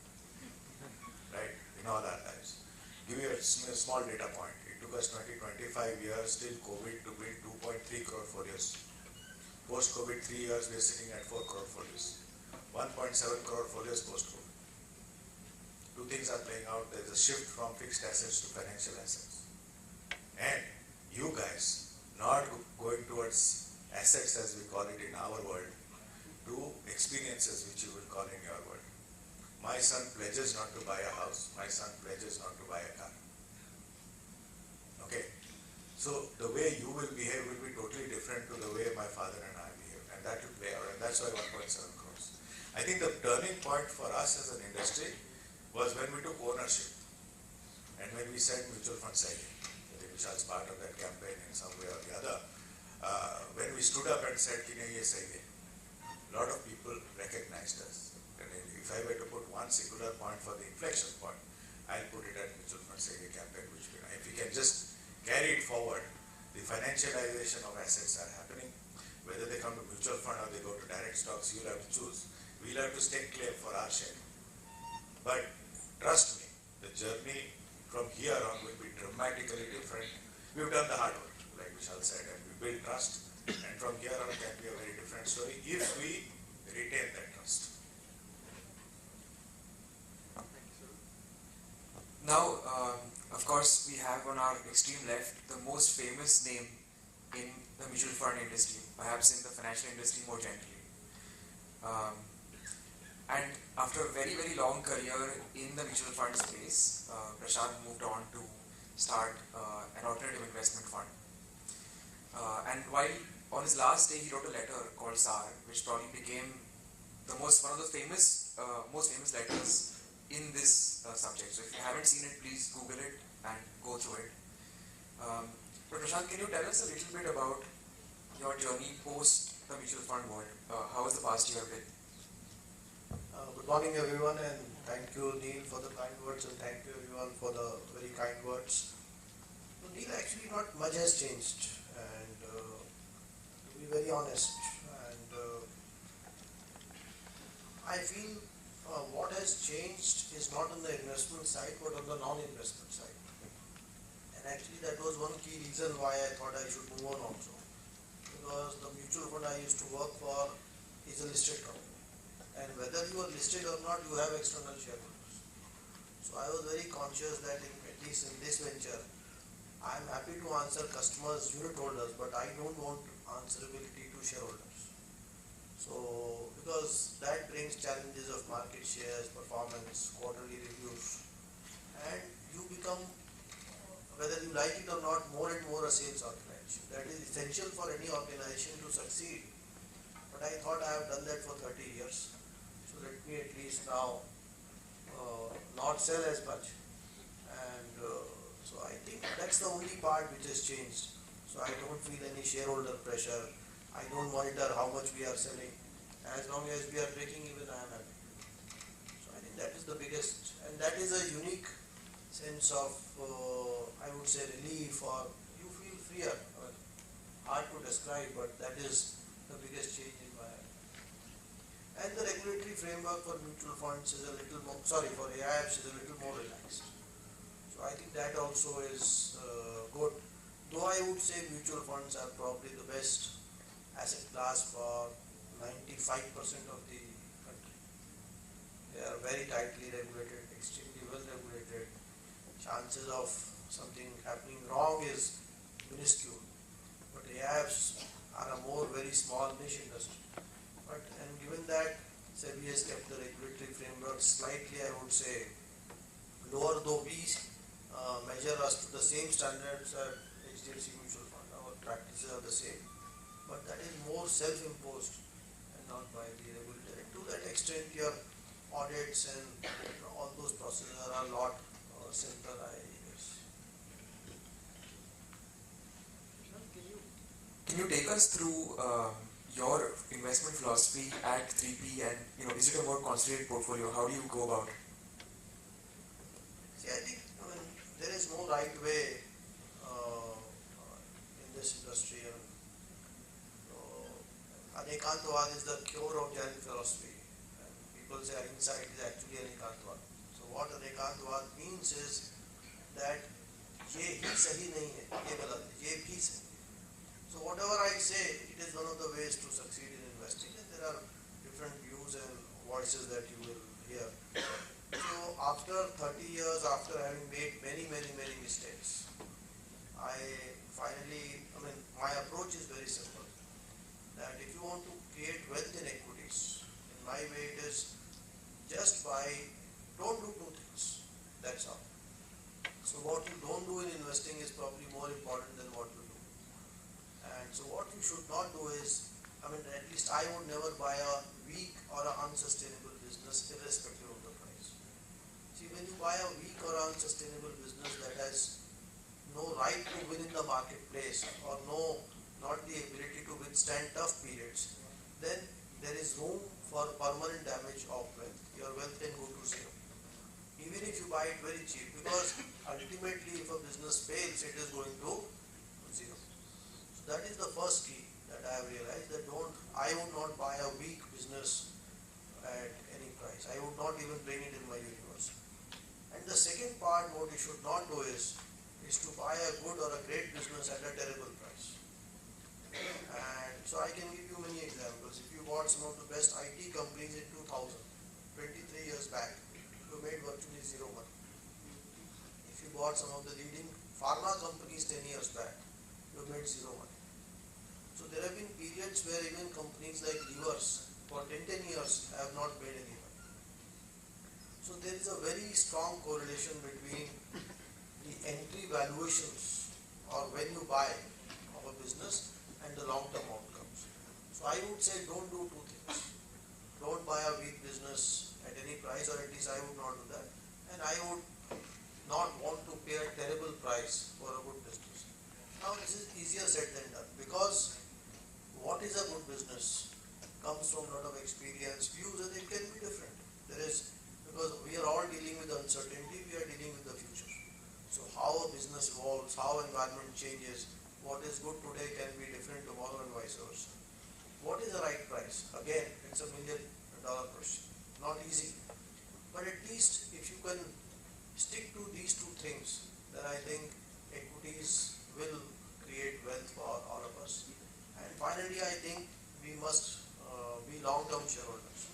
So today, when 98 or 99% of the turnover is in F&O, I think that is very different from what I do. So F&O, you are taking on to a 1 day or a 1 week. There is no wealth creation there. It's only transfer of wealth from one to other hand and vice versa. So I don't think you can sustainably create wealth in F&O. But I think in equities, if you buy good businesses, reasonable prices, and remain patient, it will lead to wealth creation. Another thing that's happened over the past year is that the stock market has boomed. I mean, in 2023, the Nifty itself gave 20% return. Mid and small cap funds gave 30-40% returns. Those of you who do invest in the markets, I'm sure, are sitting on handsome gains in the portfolio. Hopefully you can give us a party afterwards. But the danger with that is that our portfolios become very skewed towards equity, like it or not. And that's a danger for them as well, because the mutual fund industry has become very skewed towards equity.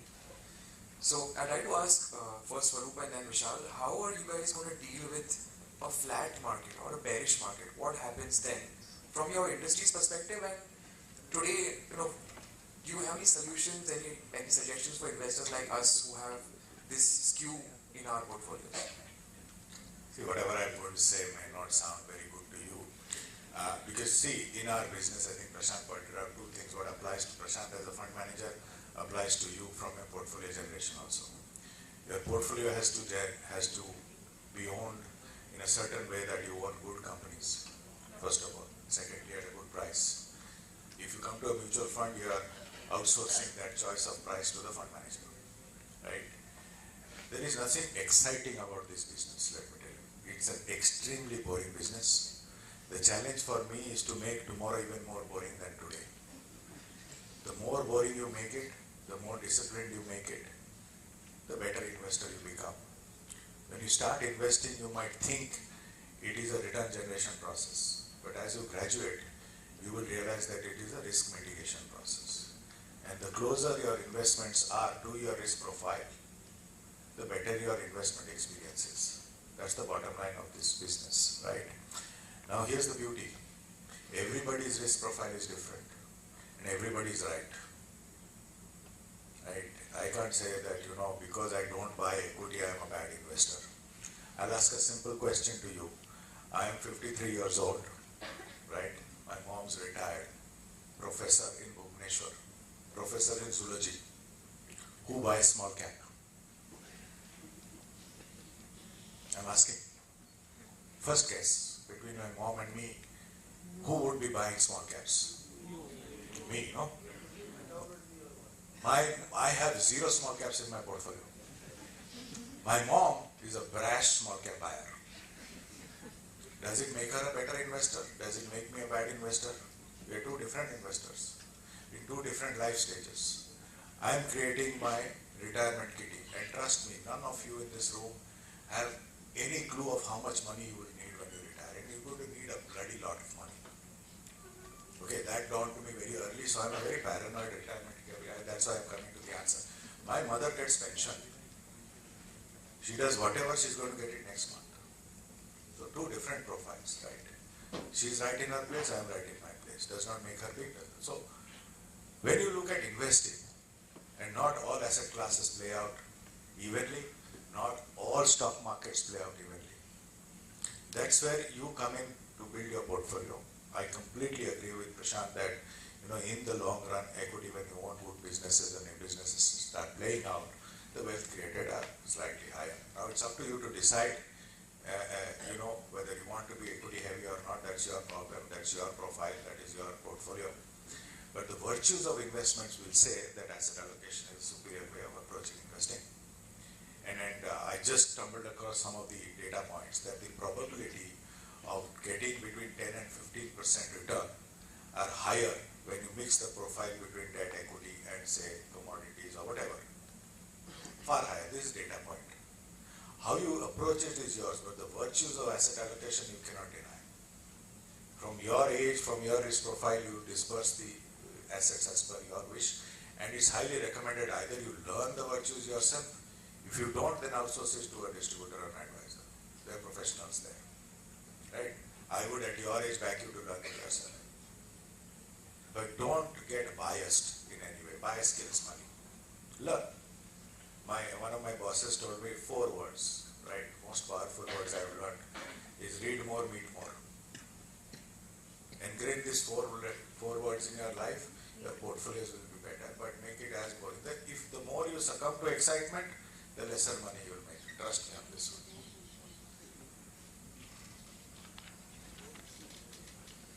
Thanks. So just building on what Swaroop mentioned, most of us at some point in time started and we got an opportunity to sort of trade in stocks and F&O, etc. And I think most of us, maybe with some exceptions on this table, have lost money. Right? But I did not mind losing it because to me that's cost of education. So you paid a fee to be in this great institution. There's a fee to be paid to learn it the hard way. And I think as we go through the next cycle, and I'm saying we will go through next cycle because there is this concept of mean reversion, business cycles, etc. And it does happen.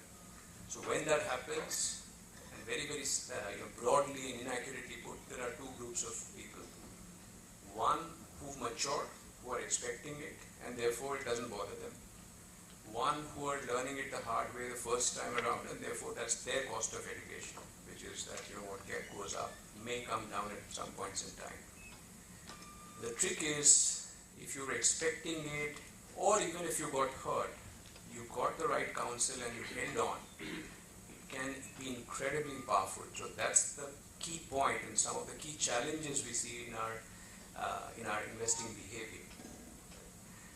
In the fund management world, there is different studies which tell us that even if Prashant's fund, let's say, made 18-20% compounded over 24-25 years, which is incredible amount of wealth that was created. Just absolutely incredible. Do the math, you'll understand how much a lakh rupee invested in 94 or 95 would be worth today, right? But unfortunately, very few people benefited from that growth. The growth was there, but very few people benefited. Why? Because they were trying to outguess Prashant. They thought they were smarter. They got into this loop of trying to chase performance. So when one fund is not doing as well, they think they're very smart, smarter than the fund manager. I'll exit that fund, I'll go to a fund which seems to be doing better at that point in time, which is a bit of a bias we may all have, which is, the very popular Google search is best performing mutual fund. Any best performing mutual fund is already done well over a period of time. That doesn't make it the best performing in the future, but that's what you're after. So fundamentally, many of us will get caught in this sort of trap, which is to chase performance.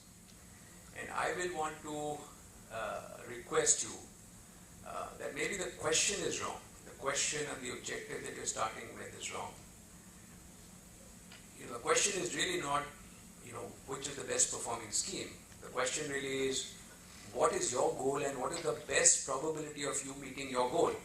So if you're going to save for retirement, then what's the best or highest probability of getting to your goal and what do you need to do for that? If your objective is, a holiday next year, what's the best possible way to get to that holiday next year? So change the question, I think the results will follow. If you're asking the wrong question, you get the wrong answer. And I think many of us will get the wrong answer and we'll pay the price, but that's cost of education. And now come to probably the hottest topic in the past year, Prashant Jain's take on mid and small cap valuations and whether your parents hold more small caps than you do. My father actually sold down his portfolio completely a few years back. He said, I don't want. I think that's a very sensible thing to do at that age because he's on a different path. So I think this small, mid and large caps is discussed very hotly. I think the key is not that. The key is strong versus weak businesses. Size is a function of the nature of the industry. If you buy a weak car company, let's say you buy the 4th car company in the country, is it likely to be a small cap or a large cap? What is your guess? Large cap. Because the business is very large, right? Now, look at abrasives, or let's say look at someone making pencils. Okay. The leader, the number one company in a small industry, is it going to be a large cap or a mid cap or a small cap? Mid or a small cap. But the stronger pencil company or the stronger abrasive company will be better investment than the fourth car company. Yes or no? Yes. Which will survive better, which will do better in a tough period. So the key really to my mind is not to focus on size, but to focus on the strength of the business. Now, having mentioned that, last few years, small and mid caps have done exceedingly well. And the reasons for that lie in COVID. So in COVID, what happened? Large caps fell, let's say 30%. When large caps are falling 30%, who is interested in small mid caps? So small mid caps fell 70-80%. So 100 rupees became 20, and here 100 became 70. As COVID passed, as life came back to normalcy, 70 has gone back to 100 and 20 has gone back to 100, right? So in large caps you made 40% return, and in small and mid caps you made 200 to 300% return. Yes? Because of the simple mean reversion what Vishal referred to earlier. So what happened that massive returns of small cap, mid cap from that point onwards, and which is where because of digital adoption, whatever excess savings, free time with people, the conditioning in small mid caps was much better. The experience was a lot better. And that's where you have the situation that the whole world is chasing small and mid caps. In equities, unlike elections, the majority is always wrong. So that is yes, because whatever the majority is doing, if majority is buying something, it is likely to be very expensive. And whatever the majority hates, does not like, is likely to be very cheap. So what were the most hated stocks 2 years back? PSUs? So you can see what has happened to PSUs. They are the best performing. The business is same. The same government ownership, the same oil company, the same public sector bank, but they were most hated. So they have become the best. So I think the small mid caps, I would, because of this reason, they have become very expensive. So I would say the long-term outcomes in this space are likely to be very mediocre, very, very poor to my mind. But this is what always happens. I have seen it, this is happening for the fourth time. 92, 2000, 2008 and now. The majority gets excited about a certain area. It becomes overvalued and things change. And the long-term outcomes are unlikely to be good in my experience in that space. In all credit to Prashant, in 2021, we in the media were asking him a lot of questions about PSUs. Because 2018 to 20 was a tough period for HDFC MC, and in all credit to him, he stuck to his guns. He didn't deviate, and today the results are there in front of your eyes. Now, one issue of great interest to all of you, I'm sure. How does one build a career in the mutual fund industry? So if we can start with Vishal and then Swarth. Okay. So at the core, we are an asset management industry, and therefore, in some ways, I would imagine the most sought after job often becomes fund management. So everyone wants to be like Prashant and start as an analyst, and then you go through a process of building on your skills, and at some point in time. So Vishal, if you could mention how much people are paid. So the good thing is our industry is so transparent that even you can pretty much Google it and find out how long you are paid out, because most people are thrown out of that industry. Vishal have a stake, I also have a stake. So there is fund management, core fund management. It's obviously a very highly sought after, I think, stream. But like I'm sure Prashant and Swarup will ask, be very careful of what you ask for. And if you get it, then you have to live with it.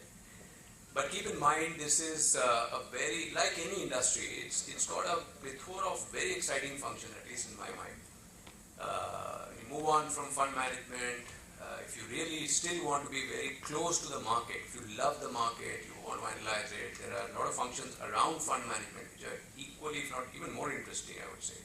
So product management, guys who create the products, do a lot of research and analysis, write about it, etc. Risk management, who keep controls over veterans like Prashant, making sure that they are behaving and not straying in one sense. So that's a very, very important function, a very powerful function as well. It needs a lot of quant, because some of you with an engineering background may intrinsically like doing some of these things, because there is a lot of numbers involved, as you will imagine, in fund management.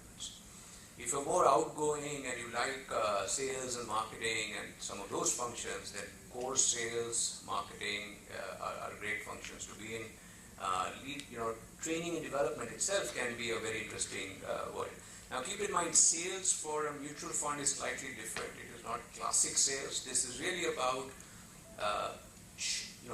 getting the fund manager Prashant's thoughts and ideas and the product to the wholesaler, who itself is an expert. So the type of discussion that you have is really very, very high quality. This is not a classic sales job that you have to meet a target and you really don't care about. This is I would put it closer to investment banking than anything else, because it's very knowledge oriented. It is one-on-one relationships with a lot of people, and you have to continue it over a long period of time, and that's what then bears results for you over time. So I would think it's actually much closer to investment banking, which is also very popular, I think, on campuses as a career. But I would think explore sales, where you could be dealing with some of the largest treasuries, some of the most sophisticated investors, as well as a lot of very informed distributors. And then you've got all the functions like HR, finance, operations, control, compliance, etc. So depending on what your background is, this is a full-fledged industry as is. It can also be very entrepreneurial for many of you, because you don't have to be within the fund management industry to be associated. You can choose to pick this up as a career, as a distributor or an advisor. And I would highly recommend, please, think about that, because our country does need a lot of smart people to help savers become investors as we grow. It's easier said than done, because if I'm used to saving in something which gives me a guaranteed return, the concept of now putting my money into something that does not guarantee a return, in fact may lead to capital loss or will lead to capital loss, is not such an easy gap to sort of overcome. But those of you who are able to do that with new investors, I can assure you that a lot of our colleagues, stakeholders, distribution partners have incomes which are far in excess of any of us. So it can really pay off if you build it very well. So think about this also from an outside in, set up a career as an entrepreneur, and be a distributor or an advisor, depending on what's your level of certification, how you want to build a business.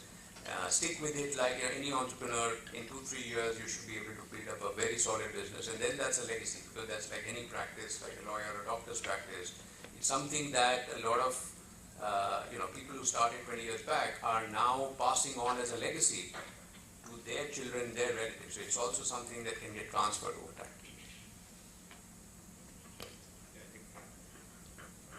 I think Vishal laid it out very well, but let me reflect on my own journey in the industry. I come from a small town called Bhubaneswar. Both my parents are teachers, and in the late 80s, the liberalization of the country happened. So that's when guys like me thought that maybe there's a career different to the traditional ones. In 2023, what is the #1 career aspiration for an Odia? Civil service. And you don't have to Google much to find out how many IAS officers with Odia surnames are sitting where. Okay? There's a plethora of them. That's #1. I have different reasons why, because it's recorded, I can't speak my heart out.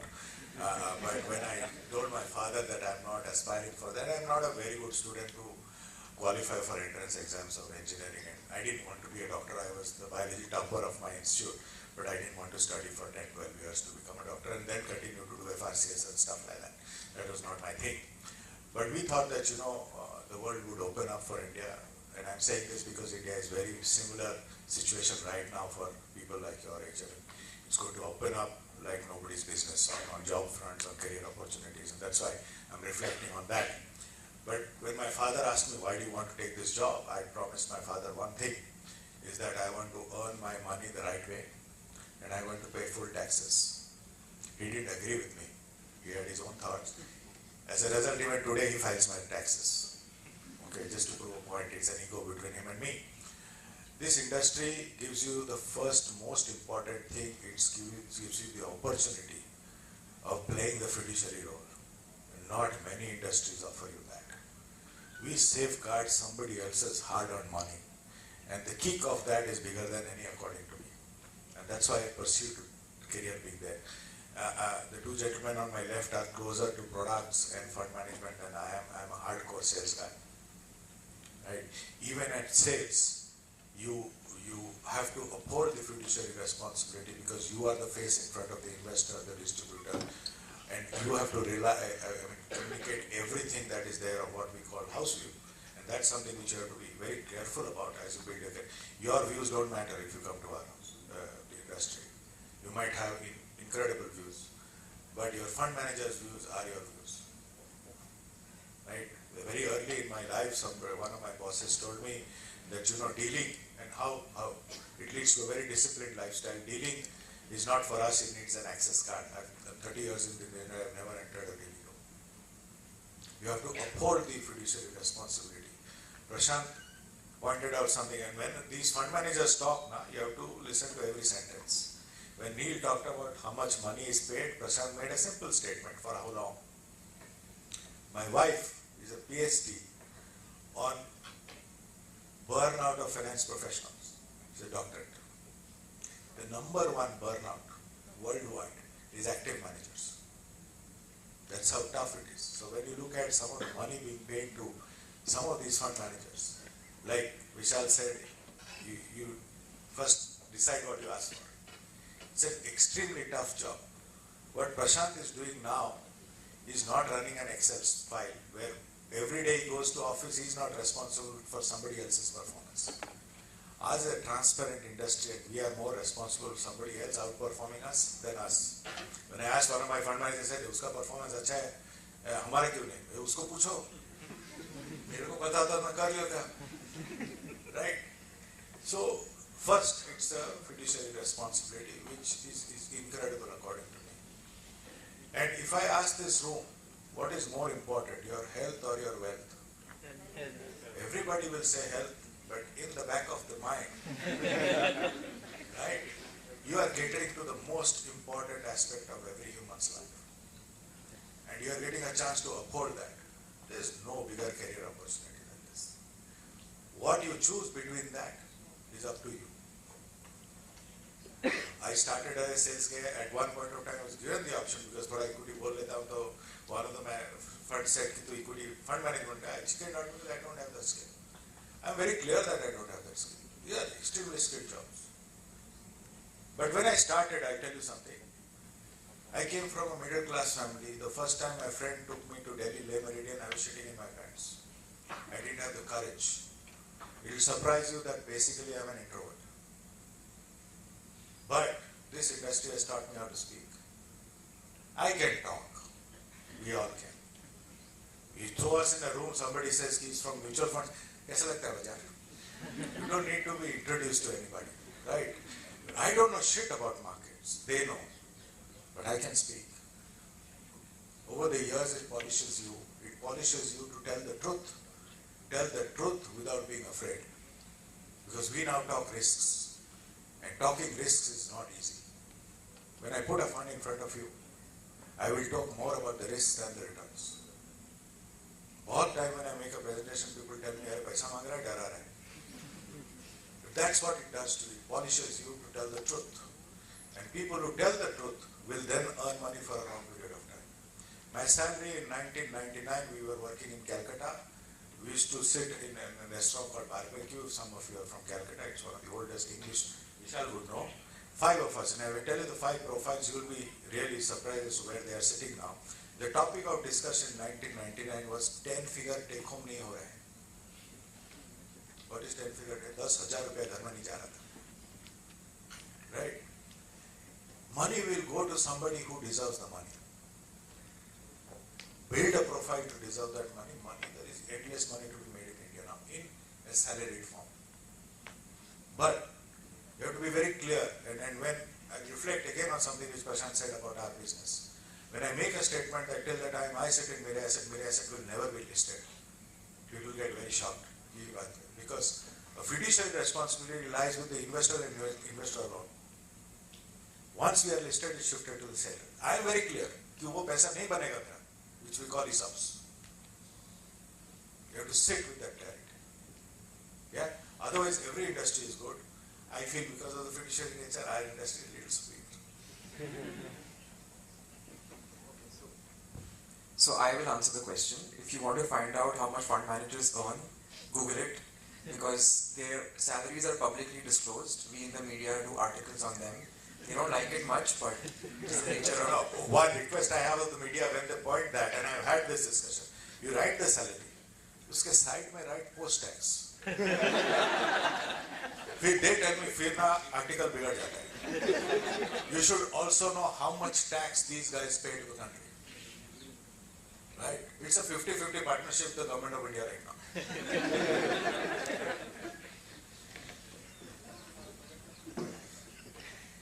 Nonetheless, Vishal, if you could. Sure. See, we make wrong conclusions in life because we focus on the outlier outcomes. And that is a mistake which many people do. So when you are making choices, don't decide based on outlier outcomes. Decide based on average outcomes. And you will realize that conclusions can be very, very different. So you assume 10 people joined financial services, a mutual fund, whatever area. Fund managers are the most high profile and outliers are paid the maximum charges.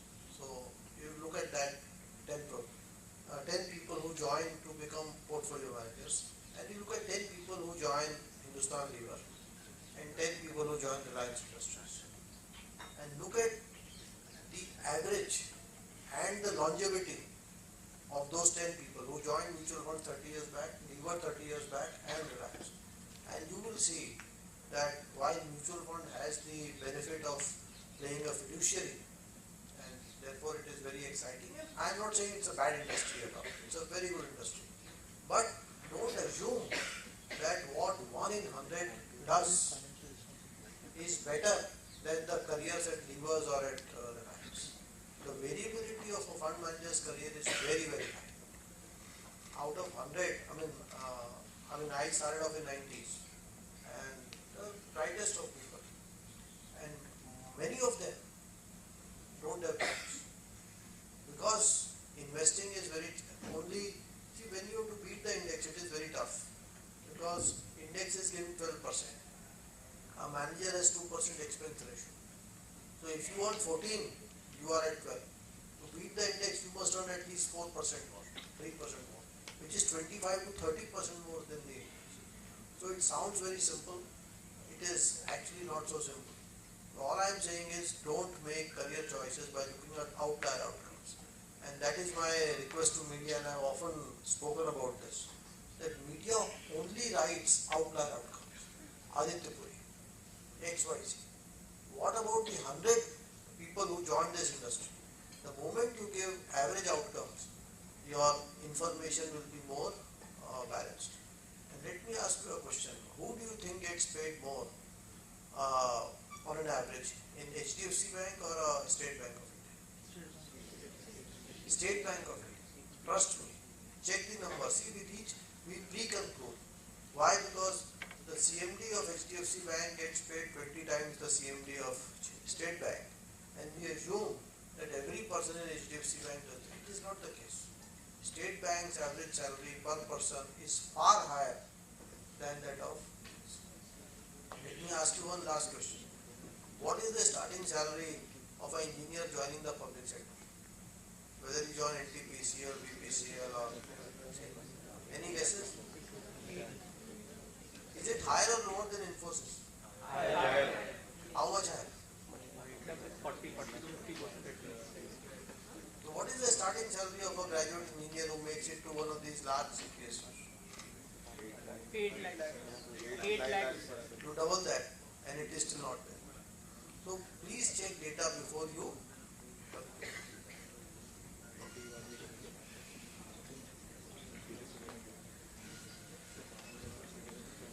If either Vishal or Swaroop could give us just an average idea of the starting salaries in the mutual fund industry.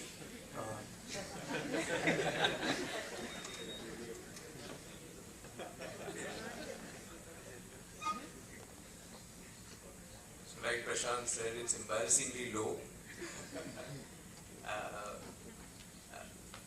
Look, I think the average may not be the best way to look at it. I know this is what probably counts, and many years back in your shoes, in your chairs, I would have thought the same way. If you can try and resist that temptation, I think Prashant brought out a brilliant point that don't look at the outliers and decide. Look at what you're really good at, where your heart is, and decide. And then, things will follow. And in India today, it will definitely follow, because there's just so much opportunity within the employed space as well as in the startup space. So there is a lot you can do if you're really good. So I would say just, what's your spike, what's your passion is what you would want to follow. In the mutual fund industry, the functions are very varied, as we said. So, you could be joining in the 5-6 lakh region, you could be joining at the 20-25 lakh region, so it can be as wide. It can look like it is very well paying. You might have heard about someone who joined a fund house and he got a really great pay, but that may be the outlier, that's not the average. The average would be somewhere in between, or the median would definitely be somewhere in between, I would think. See, I think I'll reflect on what both of them said, is that first, your starting salary is not your perpetual salary. My salary in 2002 or 1 was 32,000 per annum. I can show you my offer letter. 32,000 per annum. I used to stay in Delhi. I used to stay in a garage because I used to stay with my friends in JNU. मेरा एक दोस्त को एक single room मिला था. So 16 of us piled into that single room. Then I realized 15 were non-earning and I was the only earning. So I was called uncle, and by the time I came home, I was paying from that 32,000. So that was okay. But I had three or four shirts and 2 trousers. So on Saturday I would press them and wash them and keep it. You know how hostel life is. And जब मैं शाम को वापस आता था, somebody would be wearing it and going out. So I got tired, so I came out and I stayed. I used to pay 1,600 rupees rent. Okay, and you calculate how much. And we used to then swipe our cards and pay minimum, rotate karte the. I have taken 2 personal loans in my life. One my wife paid to pay my credit card bills. But I had one thing in mind, is to create a profile. Because money comes to a profile. Sachin Tendulkar is still earning money after he's retired. Right? Because I'm doing a session on Tuesday, I'm reflecting on that. Because you're going to live, you're going to work for 40 years, to live for 40 years.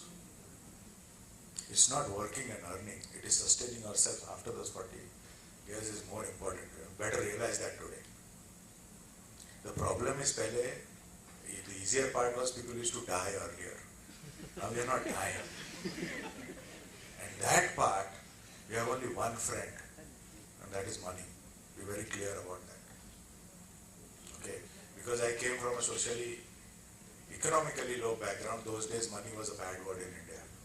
Because we didn't have money, तो उसको bad बना देते थे. जिसको पैसा दिया जाएगा, वो बिगड़ जाएगा. But those houses which taught people how to deal money are far more successful than we are, is a reality. When you start earning, it is never about how much you earn. It's what you do with that money will define your future.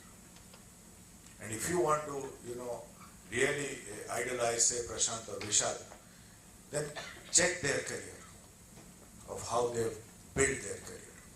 How you can see in their entire career, which is full of money, not one single blemish on their career. Hold your integrity. Because if you come to our industry, every day your integrity will be tested. You hold it for 20 years, no money will be yours. Trust me on that one. And that is profile building. And you cannot imagine, if today somebody would tell me when I started my career that my annual income, think of what I'm saying, my annual income would be my retirement kitty. When I started my career, I would say, तेरे मुंह में खींचा करेगा, चल मैं lunch खिलाता हूँ. But I'm being honest. If I hold my profile and I don't goof up on compliance, the kind of money that is there for me for the next 10 years of my life, I can't dream of.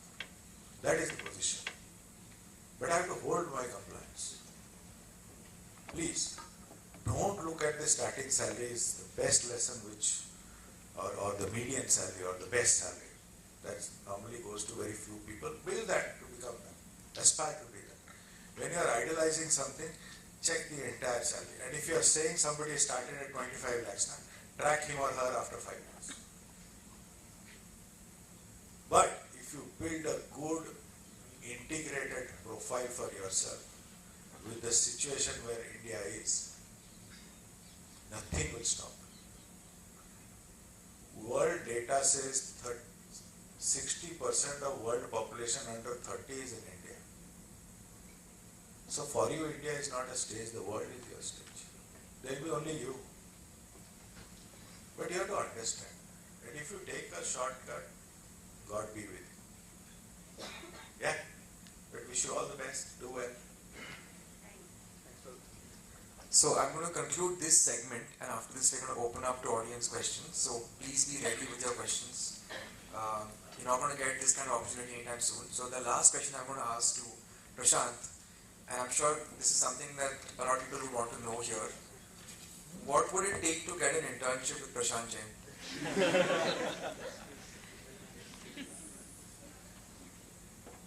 See, the challenge with our setup is that we are a very small setup. And internship means that person with whom you are interning under, he or she should be able to do justice to you. So, and at HD, I mean, we still do offer internships, but only challenge is I am not able to spend time with those people, and therefore I would not recommend that. But I would just say two more things to what Sarup said. See, when you start a career, most of us focus on the P&L, which is your salary.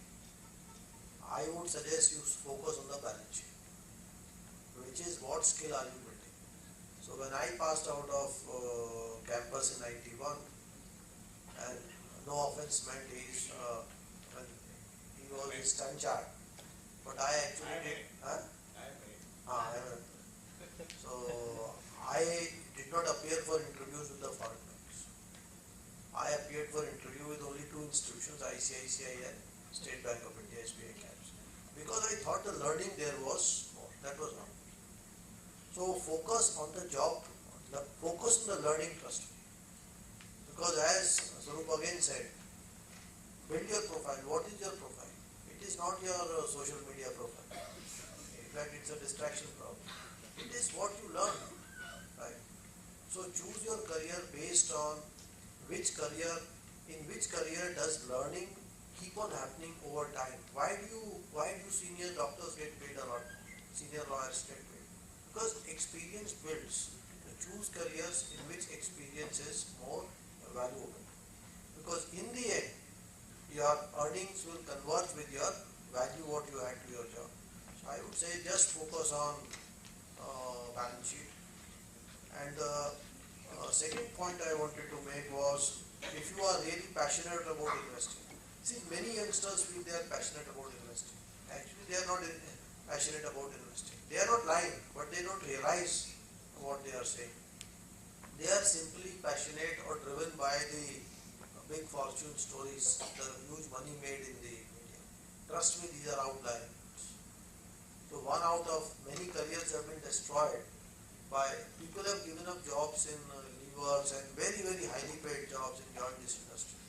This industry pays a lot more in the initial years. So please hear me carefully. Companies like Levers, you will work for 30-40 years. The starting salary may be a bit lower than the financial service. Actually, that's not the case. At least in my time, that used to be the case. It's not the case today. But in this industry, because the only cost is wages, there is no raw material in financial services. So if you are a large firm paying 5 lakhs, 10 lakhs extra to a youngster, it makes no difference because the seniors are getting in crores. But by the time you spend 10 years in this industry, and you move to 50 lakhs, 1 crore, 2 crores, if you don't have the skill set to justify that salary, then in the next downturn you will be shunted out and someone with 10 years lower experience will be brought in. And that is what happens to this industry. So again, my point is that don't get attracted by the salaries over the initial few years.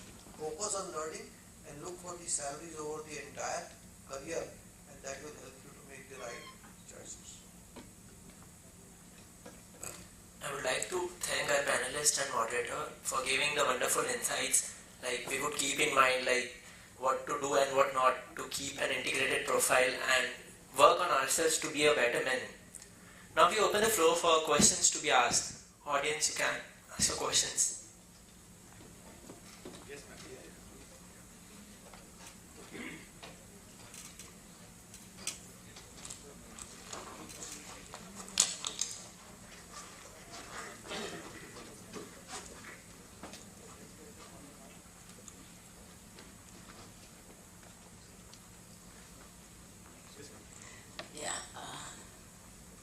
It is a very nice moment to see all of you here, especially Mr. Prashant Jain. You told us at the beginning, we owe a party. Definitely we owe a party, mainly because bringing mutual fund culture into a family, it is more of stocks. People, my husband and people don't believe in mutual funds. My question is, about persistence in performance. When we analyze many of these funds, especially I have done quite a bit on mid-cap mutual funds, we don't see even few funds always coming in the top quartile. It keeps changing. It keeps changing over the years, except a few like mid-cap opportunities doing well. And very few. It keeps changing. So what is the way out when we, when we advise people and, of course there are many in HDFC, what I had advised my sister also. In 2008 it is still doing well, although some of the names have changed. So how to go about? That is one thing, that is one question. The other one I want to again ask Mr. Prashant Jain is about what went through a portfolio manager's mind when HDFC was investing in public sector undertakings? I mean, it is a very rare thing for a portfolio manager to think of. How does a fund manager think about it? Madam, it is good that same fund manager is not doing well every year. Otherwise, there will only be one person employed in this country. So we are fortunate that those positions keep on changing. But see, no one can be at the top continuously. Who is a good cricketer? You tell me. Whom do you consider to be a good batsman? What is the definition of a good batsman? Someone who has a good batting average. So what is one match to a cricketer is 1 year for a portfolio manager. So a good batsman, it does not mean that he or she will score the maximum runs every time in every match. Someone else can score higher. But if you look at 10 matches, 20 matches, 50 matches, the Sachin's batting average is superior to others. That's why he's a better. So similarly, look at the portfolio manager. A good manager does not mean he'll be at the top every year. One, there can be multiple good managers. But so equities are a long-term asset class. Look for long-term outcomes. someone who has beaten the index over 5-10 years is a better manager than someone who has not done so. And that's why we also always advise that invest with 3 to 5 mutual funds.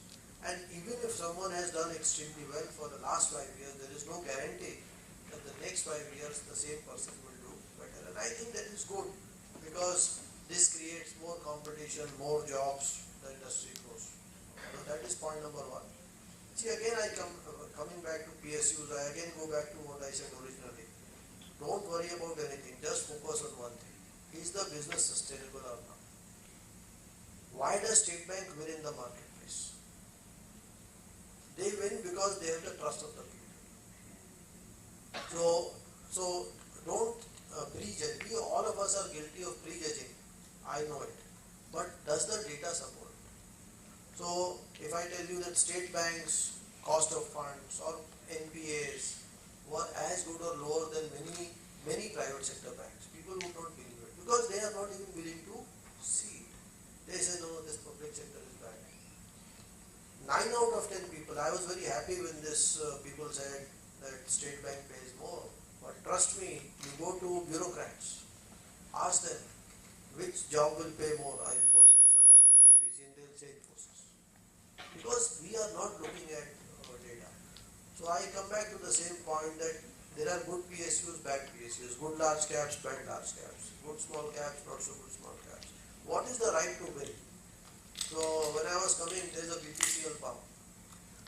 Now that piece of real estate, a new enterprise cannot buy in Bombay. BPCL is a refinery right in Mumbai. So who can set up the refinery? So focus on the comparative advantage.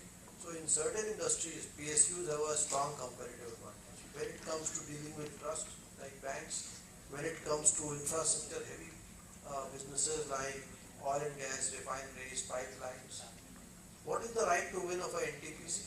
It is very simple. They borrow at the lower rate than private enterprises. By virtue of government ownership, because a leveraged power is a leveraged business, 70% is borrowing, 30% is equity. Anyone who borrows that 70% cheaper will win, will generate higher ROE. So I think we should not get carried away by generalizations or narratives, small cap, mid cap, large cap, public, private, MNC, Indian. Focus on the individual business.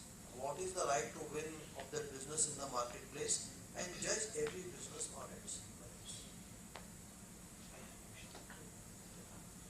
I had a question. So, am I audible? Yes.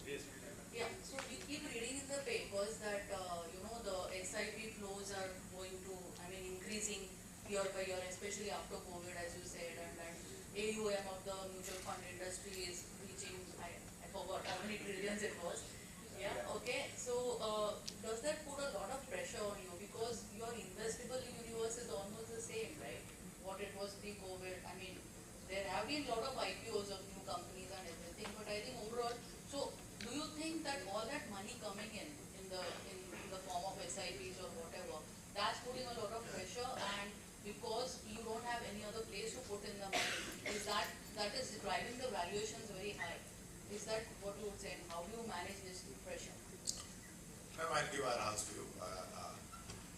When it comes to investing, our management team has taken into cognizance the amount of free float we own. Free float, I hope everybody is aware, yes. So we put a cap on how much free float we will go, and beyond that, we will not own as a risk matrix.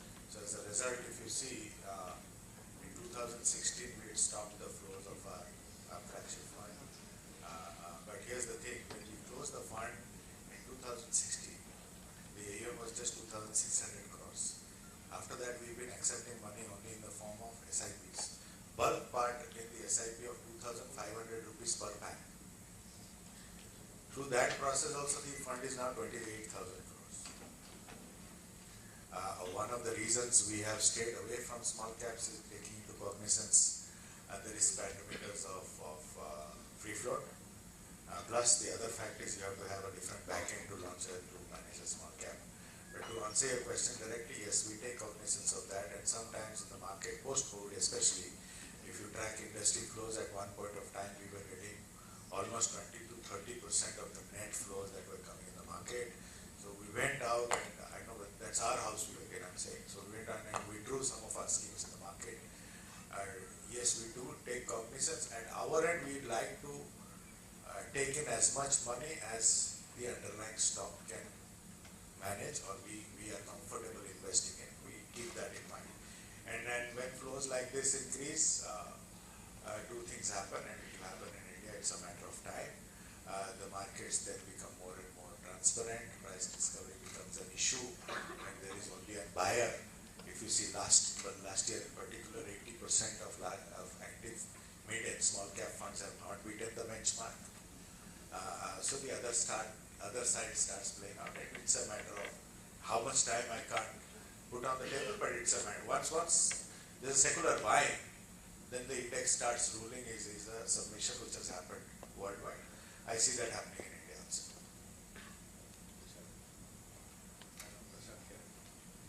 You must, whenever you are, see, one more mistake what most of us make, we only focus on the numerator and we ignore the denominator. So people say mutual funds are collecting 2 lakh crores a year. But what is the denominator? It's the market cap of the country. So India is a $3 trillion market cap.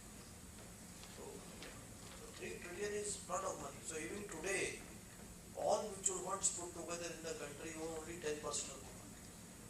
These flows, what are coming, let's say 3 lakh crores a year, is 40 billion US. It is 1% of India's market cap. And the IPO market is equally large, the new stock which is coming to the market.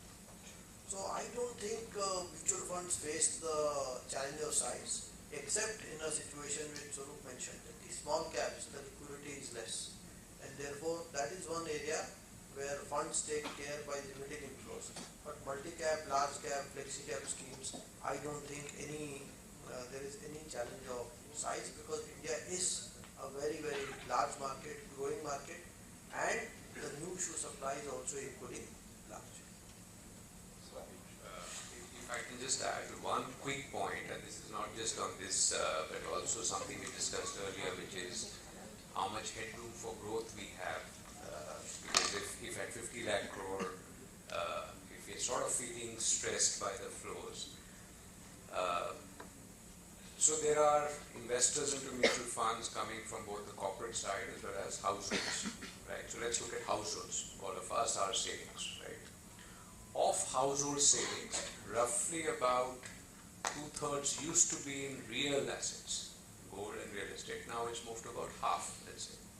So half our savings is actually coming into real assets, the other half comes into financial assets. Of that financial asset, which is just half of our actual savings, how much money does actually come into mutual funds or any form of capital market products? That's still a mid-single digit. So 95% of household financial assets, which is only half of their savings, is actually coming into capital markets. Right? So now let's think about it. This is an area of fabulous growth, as we've demonstrated in the mutual funds. The stalwart Prashant is sitting here. Enormous amount of wealth creation has happened in the country. But the benefit of that has only gone to this small pool of assets in 5% or 6% of financial savings. Similar numbers are reflected on percentage of population. So as a percentage of India's population, we have about 3 to 4% investors. Which is why, we were also talking about the fact that for many of you, this is still just a beginning. We're still talking single digits of the opportunity. And of course, as we all understand, look at the economic benefit of savers being able to beat inflation, benefiting from the country's growth in capital markets, institutionalization of wealth, more transparency, better governance. So all of these other benefits that flow into the economy, because we continue to invest into financial markets through a well-governed process. Good morning. So recently this SEC has started this cryptocurrency ETFs. So that is an alternative, it's going to be an alternative investment avenue, or there is any economic story behind it, or it's just a new place to gamble? What's story is there. Or the retail investor should have this thing. Those who are having high risk appetite. This new crypto fancy thing. Cryptos I don't understand. Whatever I have understood, whatever I know, I don't think it makes sense. So I think the only purpose of a currency is either to transfer wealth from one to another, or it's a reservoir of wealth. It holds on to value. Now crypto has no sovereign backing. So honestly, I don't want to say more than that because I don't think I fully understand the issue. But one thing I can tell you, in investing, what you don't understand, stay away. So as I said, not knowing what not to do is more important in investing than what you do. And I would say, whatever you don't understand, just stay away. Just because the price has gone up, others have made so much money, that is not a valid reason for you to start participating in. If I can add, I think two parts. One is I take exception to the word currency. If it were only crypto, I can understand. Because I don't understand crypto, but trust me, my son, who's a machine learning, trying to build a career, seems to understand it, and he took a 45-minute class on what it is, explained everything. I still don't understand. The other part is, whenever there is any investment or an objective or any investment opportunity, it should be bound by a framework of law, right? And as long as those two come into the picture, one. See, future is tokenization. There is a bright possibility, a lot of things are getting tokenized. That's something which one is looking at from a future perspective. The value of a BMW token will play out. The value of a Louis Vuitton token will play out. That's a very different perspective. Okay, that's not crypto. Don't confuse tokenization to crypto. So one thing, it has no sovereign backing to call it currency. Number two, it should be bound by a framework of law. Once these two happen, then probably we'll start thinking. As of now, if you don't understand, great Warren Buffett has said that, uske aage mein sochta nahi hu, to stay out of it. But there are people who've made, data says that 10% of US workforce has resigned permanently because of crypto gains.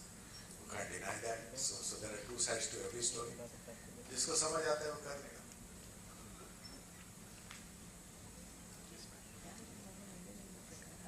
Two questions. One is for Prashant.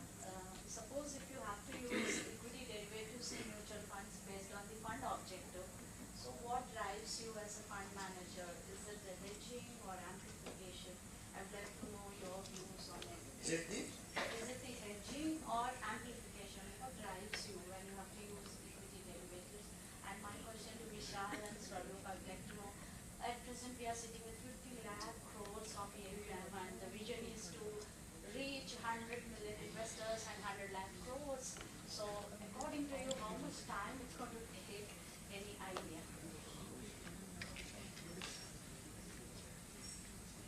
See, if you see it very simply, derivatives cannot create wealth. What is the future? What is an option? If he wins, I lose. If I win, he loses.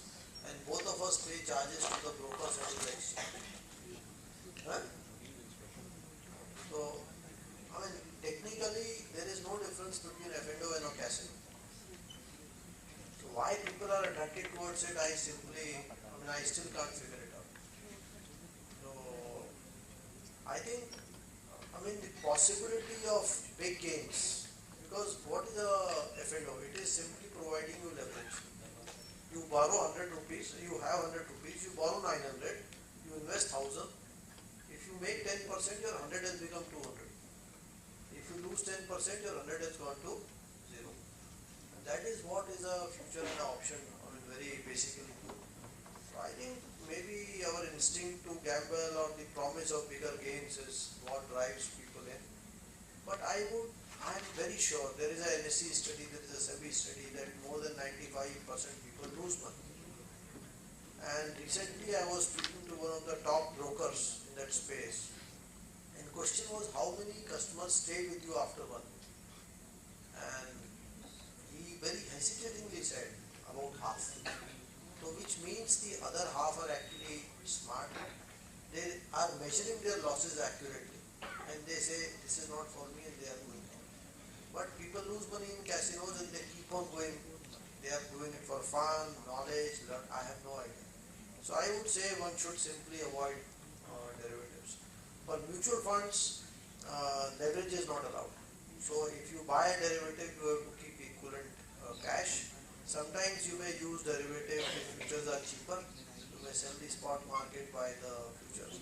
But I would say for long-term investors, derivatives should actually have no role unless you are a corporate who wants to hedge your raw material buying, or you are producing a commodity, you want to hedge your future sales. So I would simply say that most of us should know about derivatives but should not act on it.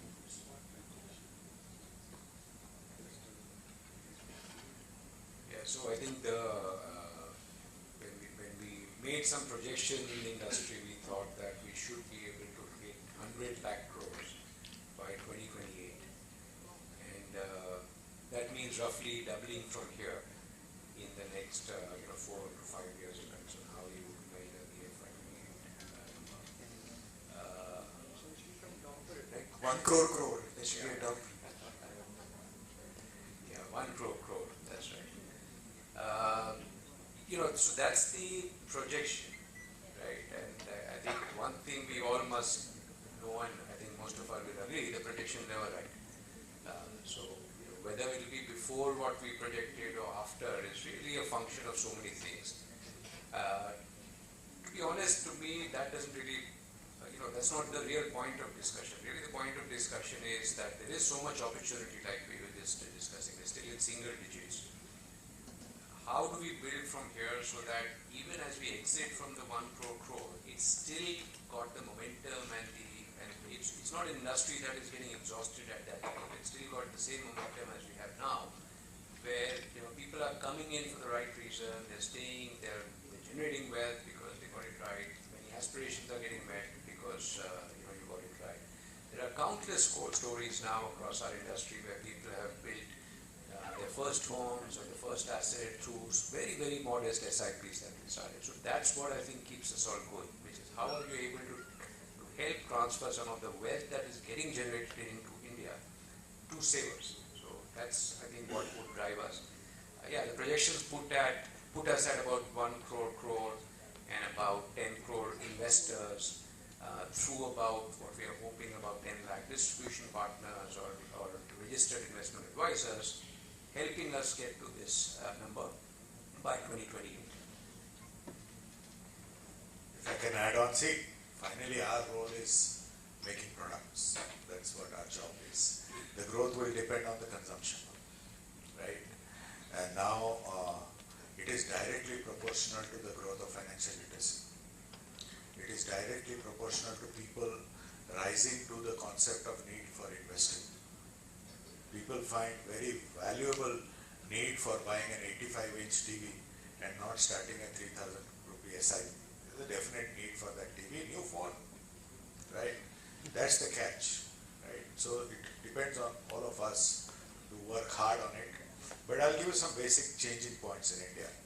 In 2005, 69% of Indians were in what we call the low or the poor category. In 2030, that will be reduced to only 15%. I give this example. I sew my suits at a tailor in Bandra called Kings, and I was telling Master Ji कि थोड़ा पेट बढ़ गया है, थोड़ा fall का ध्यान रखना. Master Ji said, no, ये आपका problem नहीं, India का problem है, don't worry, fall हम कर लेंगे. Now if you look at India, it is becoming like my tummy. The middle part is now taking shape, and the actual power of the middle class will start playing out. We've now crossed $2,000 per capita, right? And that's an inflection point for most countries. Finally, we Indians will have surplus beyond our fantasies to invest. At your age, if I would have invested 500 rupees per month in Prashant's fund, I would be financially free today, 500 rupees. That's all it takes. But thankfully, today, due to this, personal finance is talked about. There is a lot more information and I can reach you in 5 minutes time. A lot is changing. 60% of world population under 30 is here. If they change, 1 crore is a base. Right? It's up to you to look for the need for investing. You can change your life by changing that thought. Right? It's up to you. If you start consuming, the need for rising that lies with us. We need to communicate. Maybe what we've done so far will start coming out. The compounding part of that will start showing up now. Because you are wiser than I was when I was your age. So the growth will be faster than you think. But if it changes, like I said, 20 years it took us to take just 2 crore and now in 3 years we are hitting 2 crores. The pace will be very different. Yes, the catch is the size, and here is probably my view, is when you look at 1 crore, the composition, watch the composition between active funds versus passive funds is what I'll leave behind. We can take one last question. So, many of the professors have asked about the markets. I would like to ask you about careers, because there was a great deal that was spoken on the careers. So, for all three of you, you spoke about skill set, right? I would like to ask that for our future in the next, so we would be in the industry for what, say 40 years, if we don't burn out as you say. So for 40 years, what skill sets should we build right from today for the next 10 years to be at least relevant to what we are going to be in? And the second thing is that how should we build this skill set, and how regularly should we look at our skill set and assess it? The more important part for me to understand how to assess that skill set that we have, and is it relevant enough?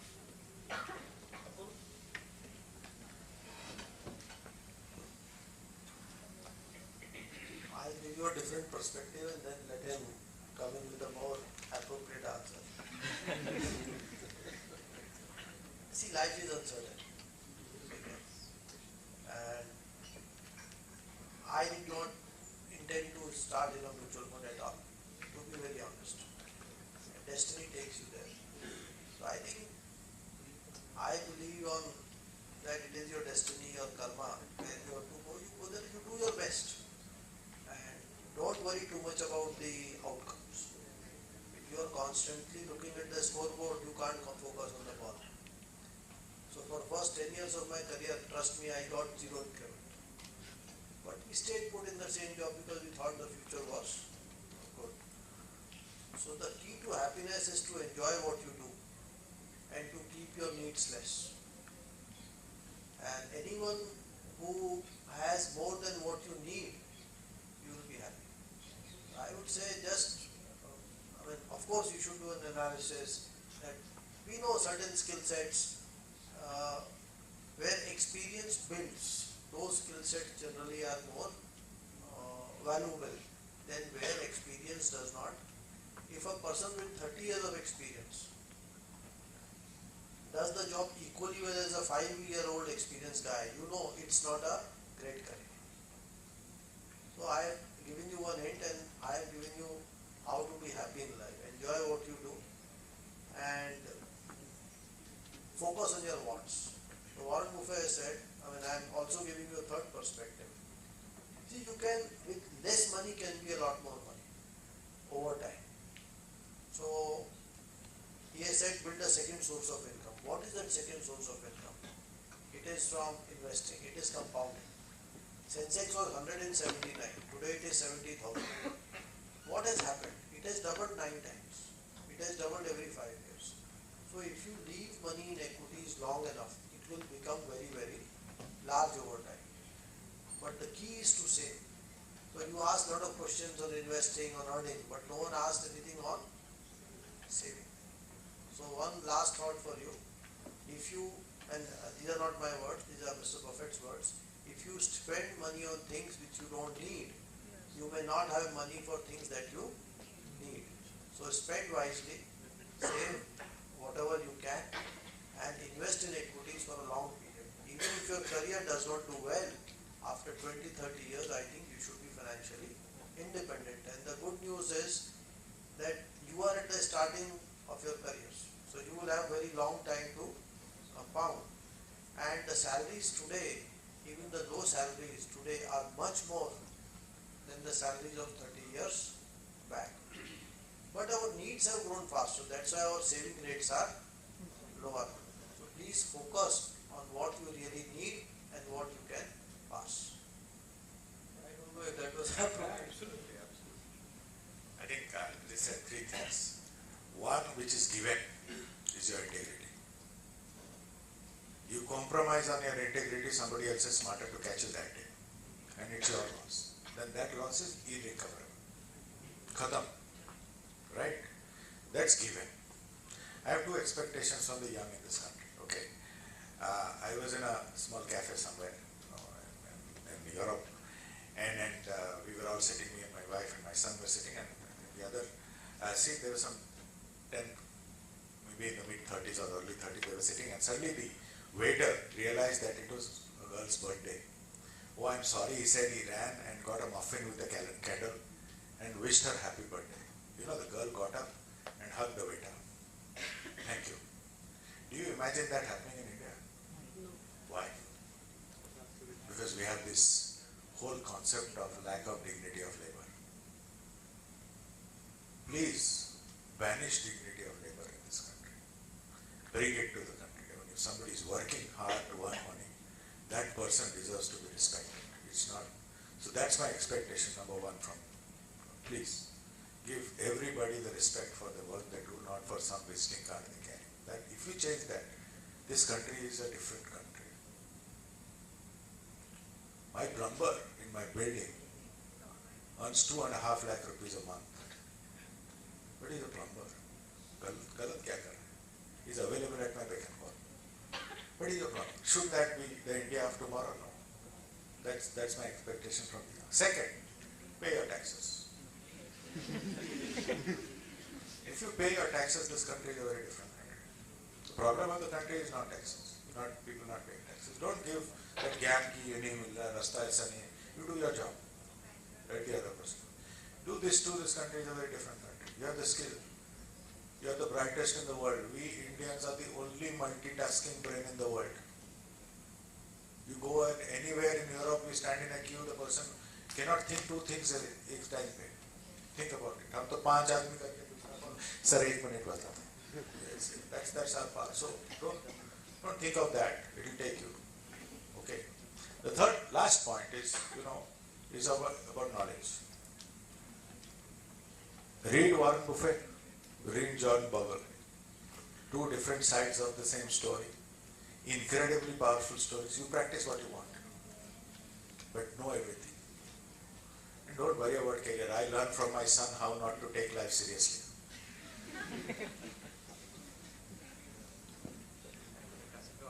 No more questions because we're out of time. Thank you all so much for joining us on a Saturday morning, and also to the panel, of course, taking out their valuable time to be with us. Thank you.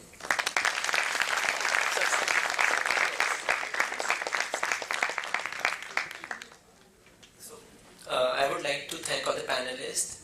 You get what you sow. This could be a seed for many of us sitting here. Now I would like to invite our sirs and to give a memento to the sirs here. I would now like to call on stage our distinguished faculty members to present the mementos. I would like to invite Dr. Pankaj Trivedi sir to kindly felicitate Mr. Prashant Jain.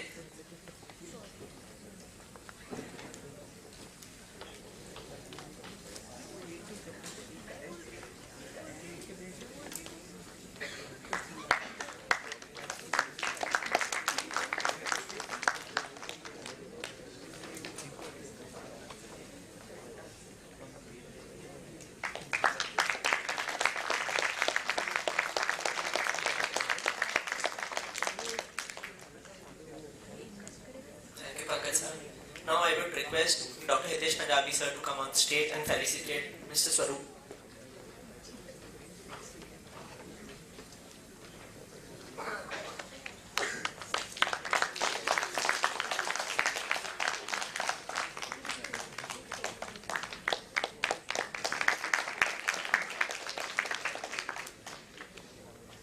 Thank you, Hitesh sir. Now I would like to invite Arun sir to felicitate Vishal sir.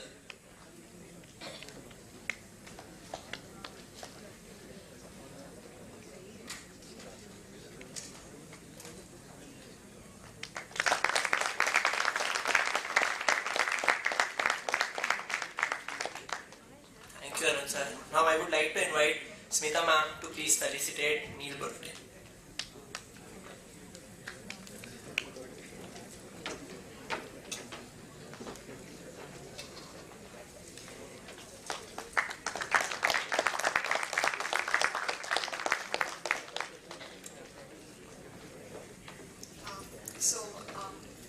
As we draw to a close, I'd lastly like to call Professor Arun Gral to kindly propose the vote of thanks.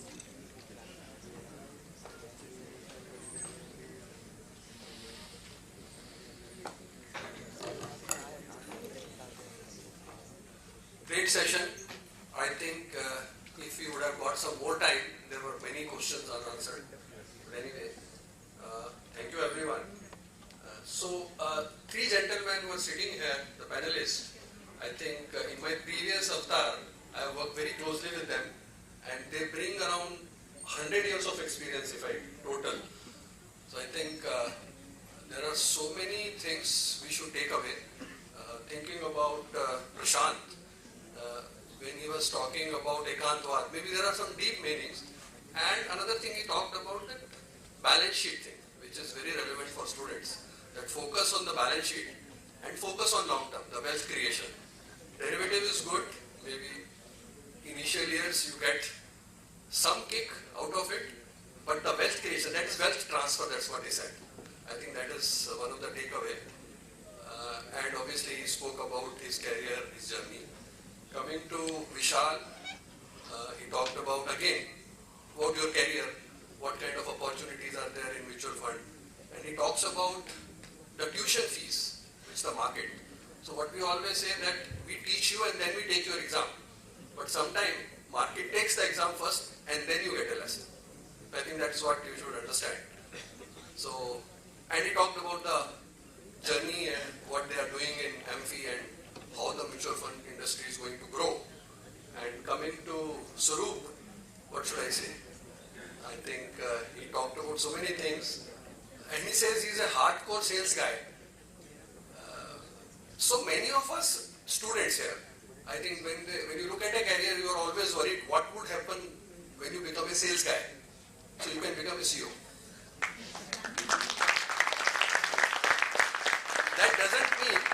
That doesn't talk about risk. He talks about risk.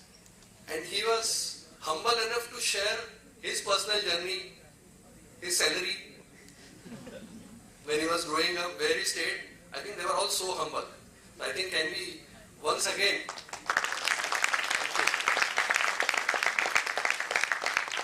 and coming to Neil, a great moderator, and the kind of questions he asked for this audience specifically, I think we can all relate. And in the point, even asking the internship for you people. And again, if you look at his profile, and I would request all of you to follow him on LinkedIn. He has 1 lakh followers, and he comes out with so many new concepts almost every other day. So the great questions, Neil, and maybe we all should hope for that 1 crore. I think that's what you told. That's what I learned today. Thank you, everyone. And so dignity of labor, our Sroop talked about. So I should also, coming back to that we should be thanking everyone who is part of this event, right from the cameraman who is standing there, right from everyone, support staff, obviously our Finstreet team, and our Dr. Pankaj Trivedi, under whose guidance all of us are working here. So everyone, thank you very much. Thank you for your time. Thank you, Arun sir. And I think just as we close, I request the panelists to wait back for a few minutes so we can take a group picture. Thank you.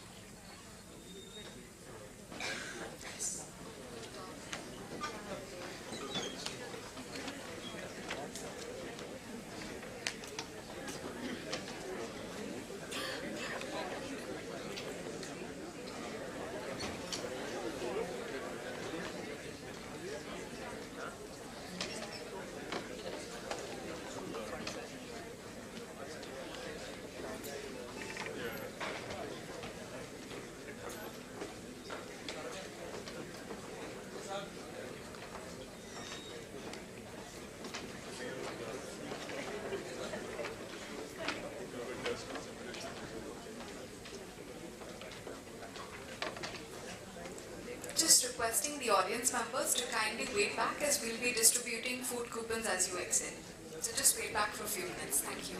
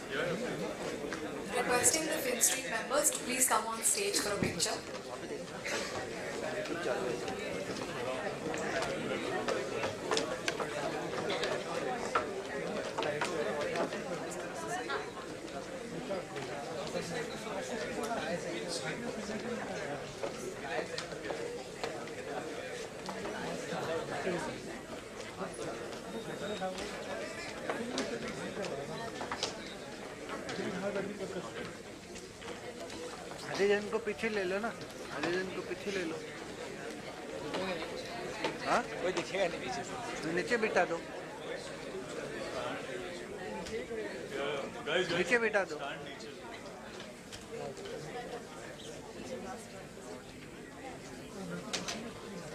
या तो इसको इन लोग को खड़े रख दो और इन लोग को आगे कर दो थोड़ा सा।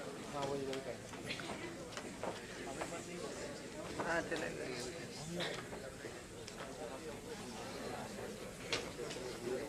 वाइट पे ले लेता हूँ, आएगा क्या? आ रहा है? हाँ आ रहा है ना।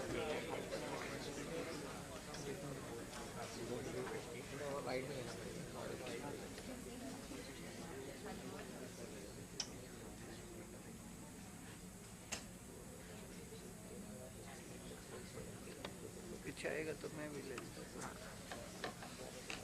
सर यहाँ से ले लो, यहाँ पे आएगा। ये भी वो सारा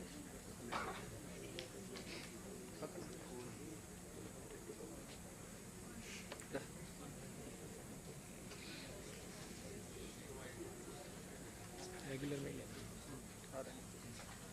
smile smile smile. Okay thank you.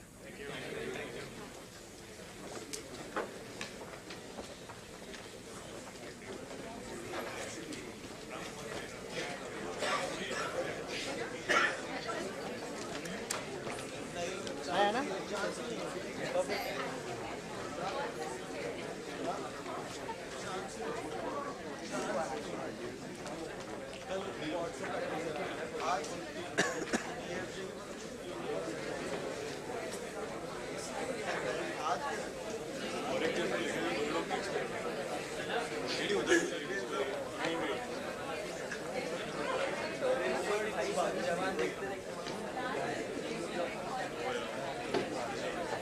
Which is